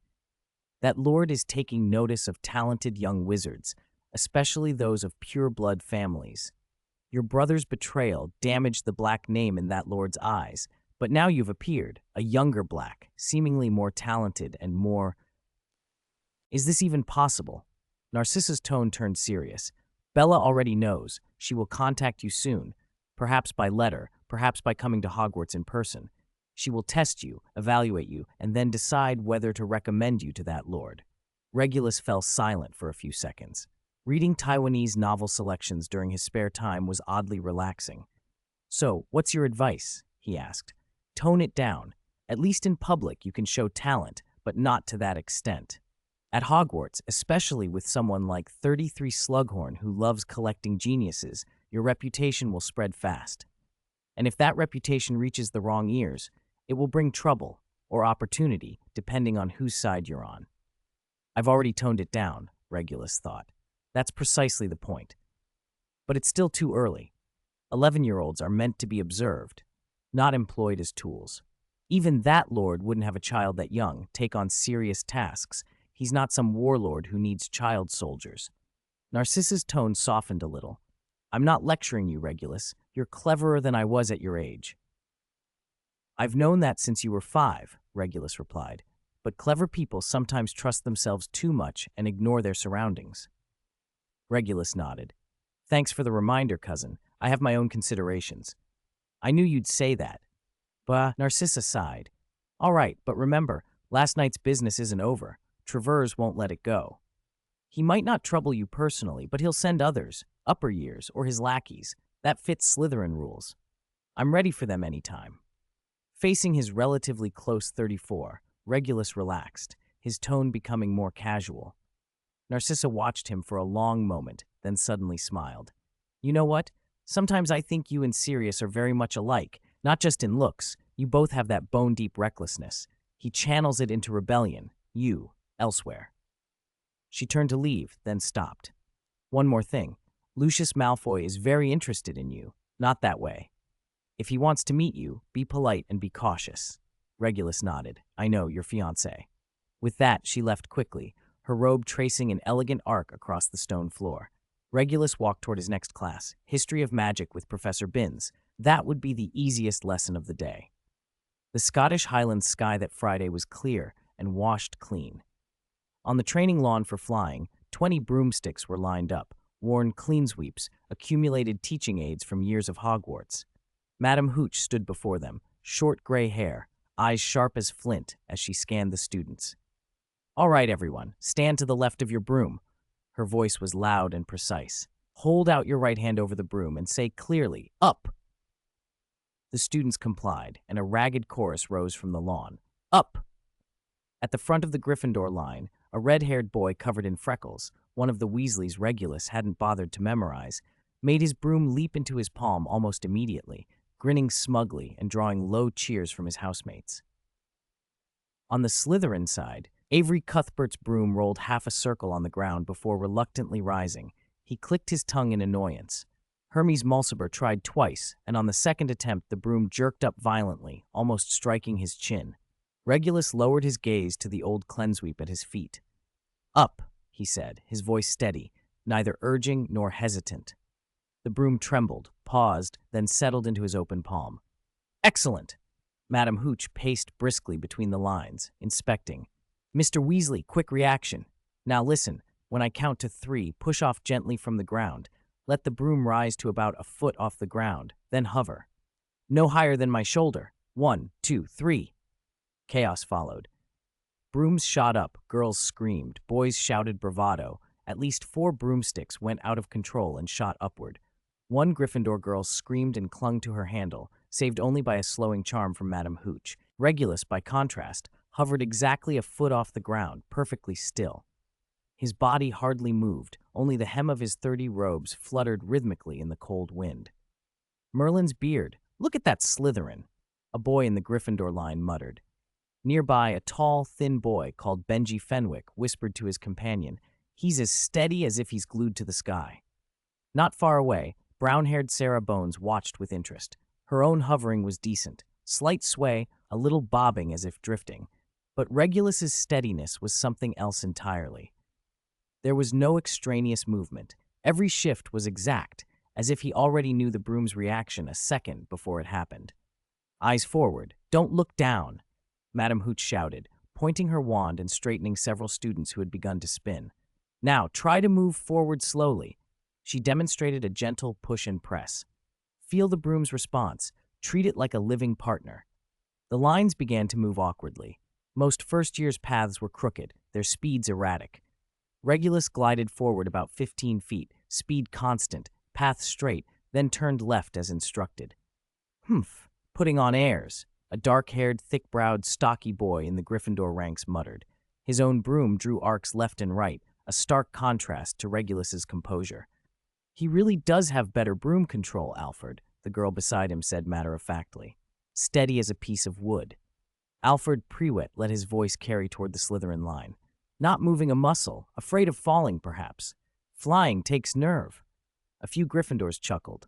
Across the lawn, Avery Cuthbert frowned. Hermes Mulciber cast a dark glance at Alfred, and Alex Rosier watched Regulus with concern. Regulus behaved as if he hadn't heard. Alfred Prewett's face darkened. As the lesson moved into free practice, Madam Hooch moved aside to help several struggling students, and the training ground split into a dozen small groups. Alfred deliberately steered his broom to hover near the Slytherins, flanked by 2 friends. "So, Black," he sneered from a few feet away. "Does your family teach you to ride a broom like a statue? Gotta keep that noble image, I suppose." Avery snarled and drove his broom a little closer. "Watch your mouth, Prewett." "I'm speaking to Black, Cuthbert." Alfred shot back. "Or does he need others to talk for him?" Regulus turned his head slowly, his gray eyes fixed on Alfred. "Prewett," he said not loudly, "what are you trying to prove? Gryffindor courage or Prewett breeding? A Slytherin brat lecturing me on breeding?" Alfred's chest puffed, anger rising. Regulus watched him until the boy flushed, then quietly, "Do you have any?" Provoked, Alfred couldn't back down without losing face. He snatched his wand. His 2 friends, Colin Macmillan and Gareth Diggory, raised theirs as well, pointing toward the Slytherins. "Want to fight?" Avery drew his wand in a heartbeat, a mix of wariness and excitement on his face. Hermes Mulciber, expression stormy, slid his wand into his hand and edged his broom forward to stand shoulder to shoulder with Avery. Alex Rosier paled, hesitated, then shakily raised his wand, though he seemed to be aiming at empty air. "Expelliarmus," Alfred shouted. Regulus pointed his wand. "Expelliarmus." Although Alfred had spoken first, Regulus's spell was faster, cleaner, launched with calm focus and striking true. The 2 red beams met midair and exploded into a shower of sparks. The disarming charms collided and canceled each other out. "What?" Alfred and the students around them were stunned. The disarming charm could be used like that? Further away, several Slytherins who had been practicing saw the commotion and immediately gathered, 3, 5, then more and more. Alfred's expression hardened. His 2 friends, Colin and Gareth, exchanged nervous looks. Regulus, his back to all his Slytherin classmates, slowly raised his left hand. His palm faced out, fingers together, an unmistakable stop signal. Avery hesitated. His raised wand dipped, though he didn't put it away. Hermes narrowed his eyes, staring at Regulus's back. His wand remained up, the tip drifting off target. Alex let out a quiet sigh of relief. The Slytherins who had gathered wavered. Their brooms hovered, and they didn't press forward. Regulus didn't turn around. A faint, enigmatic smile touched the corner of his mouth. An obedience test. Proud, moody, insecure, herd-minded, these Slytherins obeyed his single gesture. Once one person stopped, the rest followed. That obedience traced back to the crushing of fifth-year Travers on the first night of term. Authority had already been established. The Gryffindors gathered opposite them halted, exchanging uneasy looks. "What is it, Black?" Alfred forced calm into his voice. "Afraid your helpers will embarrass you?" "Quite the opposite," Regulus replied, seeming genuinely puzzled. "I'm afraid they'd act too fast, and you wouldn't get the chance to show your courage." "Expelliarmus!" Alfred snapped, and a jet of red light shot toward Regulus. Regulus didn't bother speaking an incantation. With a light flick of his wand, he sent a faint glow to the strap at the front of Alfred's broom, the mending charm, something first years learned to fix chair legs or mend robes. Click. The strap tightened, and the broom's nose dove. Alfred's disarming spell flew into the sand when his broom dipped, carving a small pit. He cried out and clung to the handle to avoid being thrown off. "A mending charm. On the strap?" a Gryffindor exclaimed. "Brilliant," a Slytherin called. Colin rushed in to help. "Rictus Empra!" he cried, silver light arcing toward Regulus's side. Without looking, Regulus flicked his wand low and left. "Aguamenti!" A stream of water hit the turf beneath Colin's broom, splashing and turning the ground to mud. Colin's old cleanse-weep still had the wheel assembly. The wheels sank into the muck, the broom lurched to a halt, and his spell went wide. Gareth tried to sneak an attack from the other side. "Stupefy!" This time Regulus glanced at him for only a second, tapped his wand on the ground by Gareth's feet, and said, "Incendio." A small ring of fire flared on the dry turf. Gareth's wicker-based broom hated flame. He yanked up in a panic and missed. 3 directions, 3 attacks. Regulus had used 3 of the simplest spells, all aimed at the brooms and the environment, upsetting his opponent's balance so their spells missed. Once is a coincidence, twice is luck, 3 times is a decisive gap in skill. Alfred went pale, barely steadying his broom when Regulus's voice drifted over. "Shall we continue? Or have you something else to show?" The Slytherins who had gathered were stunned. "He didn't hit any of them," a Slytherin girl whispered. "He aimed for the brooms in the ground." "Which is more humiliating than hitting them directly," a boy murmured. "He used everything from the first 30 pages of the Standard Book of Spells, Grade 1. "I don't believe for a second he doesn't know anything else," someone else scoffed. Avery watched Regulus's back with a complicated expression. He knew all those spells, but couldn't produce that kind of effect. Hermes silently sheathed his wand, eyeing the precisely chosen targets. Every choice maximized effect while minimizing effort. "What are you doing?" The roar came from Madame Hooch. She swept across the pitch like a storm and demanded, "Put down your wands, immediately." Alfard and the other 2 hurriedly put away their wands and leapt from their brooms, faces streaked with sweat. "Pruett, Macmillan, Diggory," Madame Hooch barked. "Using spells without permission during flying class. Against classmates, 30 points from Gryffindor, 1 week's detention each." "But Professor," Alfred began urgently, "he also used." "What did Black use?" Madame Hooch snapped, turning her sharp gaze to Regulus. "The mending charm, Professor," Regulus said, meeting her eyes openly, "to reinforce the straps, aguamenti to settle the dust, and incendio to dry the grass so it wouldn't be slippery." Madame Hooch stared at him for a long beat, then at the marks on the pitch. The strap was indeed tightened, water pooled on the ground, and the turf bore burn marks. "Pruett," she said coldly, "are you going to accuse Black of attacking you with a mending charm?" A few suppressed snickers rippled through the onlookers. Alfard opened his mouth and shut it again. "Another 10 points from Gryffindor for falsely accusing a classmate," Madame Hooch continued mercilessly. "Now, everyone back to the castle." As the Slytherins put away their brooms and left, most who passed Regulus shot him an extra look. Surprise, awe, recognition. Slytherin respects power, and even more, the wisdom to use it well. That evening in the Slytherin common room, the emerald flames burned low, tossing light over dark green hangings and silver fittings. The first years clustered in the lounge. The day's events were the center of conversation. "Why didn't you let us step in?" one boy demanded. "We had the numbers. We could have completely." "Could have what?" Regulus cut in, looking up at them. "Given Gryffindor cause to complain?" "Everyone ganging up to attack Gryffindors?" another finished. He set down his quill gently. His voice was quiet but steady. "Slytherin has lost the House Cup 3 years running. 10 points can decide the final result. Is it worth letting the house lose dozens of points?" Several faces fell silent. House points were a particular weakness for Slytherins. The younger the student, the more they fretted over them. Regulus continued, "If you had acted, it would have looked like Slytherins ganging up on 3 Gryffindors. Madame Hooch would have seen only that. As it was, she saw 3 Gryffindors attacking 1 Slytherin, and that Slytherin didn't fight back. He was merely repairing a broom, settling dust and drying the grass." A low laugh escaped someone. Regulus looked up and noticed some older students watching. He raised his voice a fraction. What was the result? He stood and faced the common room. Gryffindor lost 40 points. Slytherin didn't lose any. Prewet and the others are in detention until next week. He tilted his chin, voice gaining a hint of fire.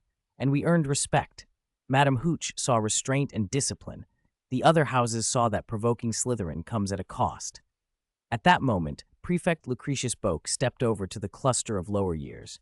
Impulsive brawling and losing points. That's Gryffindor's way. Slytherin seeks victory, profit, and glory. Black showed us today how to strike an opponent as hard as possible while suffering the least damage, all within the rules. He turned to Regulus formally. "You earned respect for the house and avoided a disastrous point deduction. Well done, Black." Several older students nodded in agreement. The younger ones looked at Regulus with a mixture of admiration and envy. Barely into his first term, and he'd already gained public recognition from the prefects in upper years. Regulus inclined his head. "I chose what was best for the house," he said simply. Back in the dormitory, Avery was writing an essay when he suddenly stopped and asked Regulus, "You did that on purpose, didn't you?" Regulus glanced up with interest. "On purpose with what?" Avery wasn't one of the pure-blood idiots. He could think. Hermes looked up from his book as well. Both had noticed something odd about the day's events. Regulus didn't wait for Avery. He turned to Hermes and stated, "You meant to cast a spell on me." Hermes' eyes tightened. He had entertained the thought for a moment during the fray. He'd even felt it pass through him, and now Regulus had read it. He said nothing. Avery narrowed his eyes, shifting his gaze between Regulus and Hermes. Alex held his breath, trying not to draw attention. "Can I change dorm rooms? It's so scary here," Alex thought, clutching his blankets a little tighter. Chapter 19, Charms Class. The Charms classroom was on the 7th floor of the castle. Its east-facing windows let the morning light slant in, catching the dust motes that drifted through the air.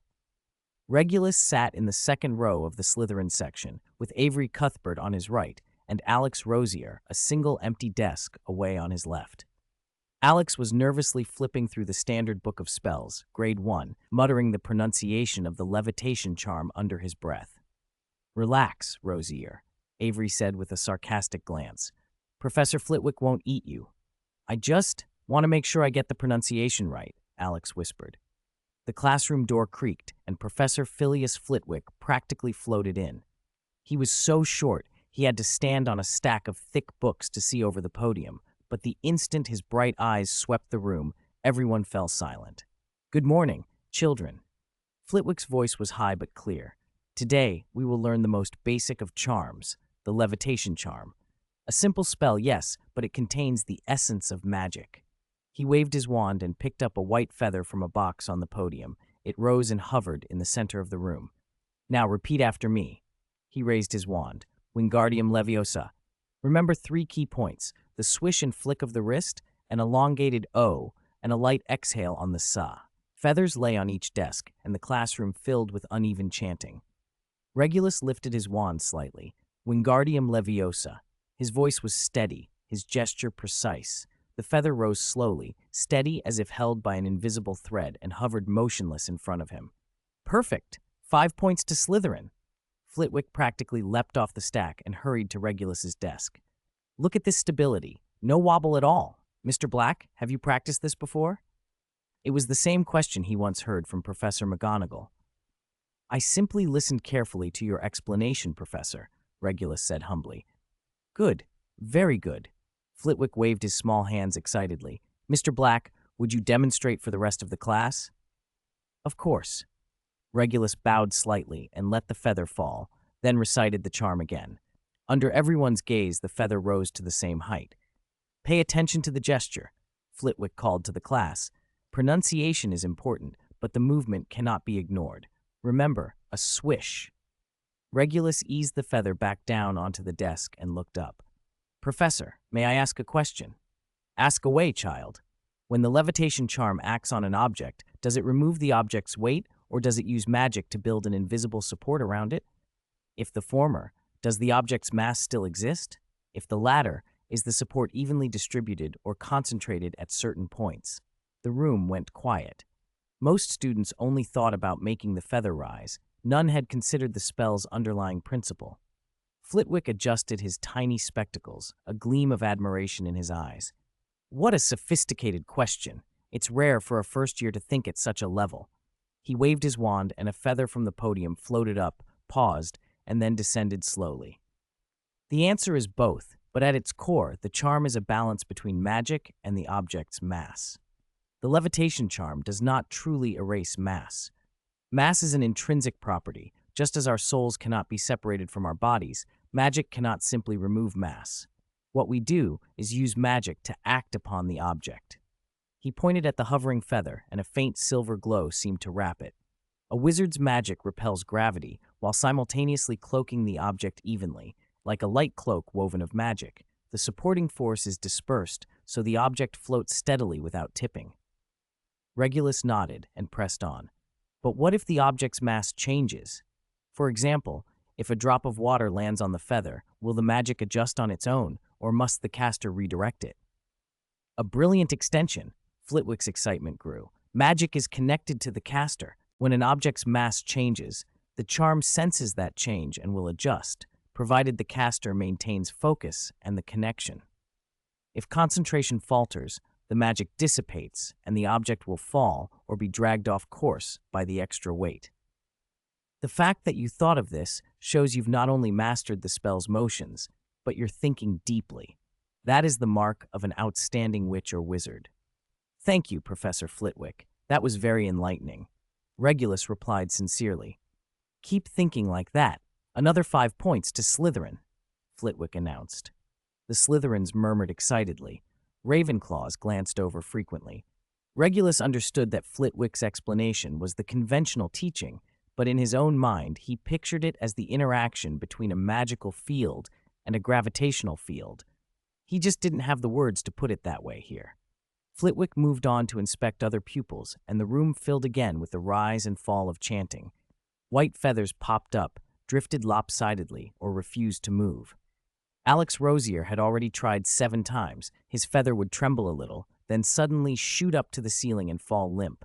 Once it even emitted a faint wisp of blue smoke. Wait a moment, Regulus said. Alex jumped. What's wrong? Regulus walked over. Professor Flitwick said to draw an arc, but you're jerking it up and down. Look. He demonstrated a gentler movement, guiding the wand in a smooth arc. Magic should be composed. You're acting as if you're striking iron. Alex flushed. I thought I needed strength. You don't need strength. You need precision. Regulus lowered his hand. Try again. The movement must be fluid and uninterrupted. He adjusted Alex's wrist posture. Alex wasn't stupid. He was simply nervous. Perhaps it was the awkwardness of a mild-mannered, pure-blood branch boy thrown into a nest of ardent purebloods. Regulus thought to himself that people like Alex were needed, kind, steady ones. Alex took a breath, shut his eyes for a second, and whispered, Wingardium Leviosa. This time his wrist followed a smooth arc. The feather wobbled, rose a couple of inches, hovered for 3 seconds, then settled back down. I did it! Alex's face lit up. Not bad, Regulus said. You still hesitated a bit. The charm resisted because you weren't decisive. Keep practicing. Alex nodded vigorously and shot Regulus a look of grateful surprise. Maybe Black wasn't as frightening as he'd imagined. Avery leaned over and hissed, "You're too patient with him." Regulus glanced at him. "Cuthbert, do you know why, on the Black family tapestry, some of the burned-out names are left next to small, inconspicuous ones?" Avery frowned. "Because they're from branch families, not important enough?" "No." Regulus's voice was calm. "Because when the main line makes a mistake, it's the branch families who preserve the bloodline." He scanned the room as if picking out fools. "You can't guarantee the main line won't produce its share of idiots." The purebloods nearby snickered. The half-bloods and muggleborns looked at them oddly. Avery fell silent. "And 30 years from now," Regulus continued quietly, just loud enough for those close by to hear, "when we look back on Hogwarts, we'll remember more than who made a feather fly the highest or who rode a broom the steadiest. We'll remember who sat in class with us, who copied homework for us, and who we whispered dreams to after lights out." Professor Flitwick, making his round, stopped for a moment at the sound. The tiny professor looked up at Regulus, something flickering in his eyes. He opened his mouth as if to say something, but instead tapped the podium lightly with his wand. "It's best to do your own homework, Mr. Black." The classroom erupted in laughter. A different Slytherin. The Defense Against the Dark Arts classroom on Tuesday afternoon smelled of old leather and dust. Regulus sat in the third row of the Slytherin side, watching Professor Galatea Melos, the self-proclaimed former adventurer, on the podium. He used exaggerated gestures to explain how to identify and avoid grindylows in the swamps. "And remember, children, if you see bubbles on the water's surface and hear gurgling laughter, back away immediately. Grindylows love nothing more than dragging lone witches and wizards underwater." Melos waved his wand and conjured a blurry image of a water monster in midair. It was obvious he hadn't brought any real teaching aids. Regulus thought of Tom Riddle, Lord Voldemort, and the childish vindictiveness of the curse he had placed on the Defense Against the Dark Arts position when he was denied it. Since then, no professor had managed to hold the post for more than a year.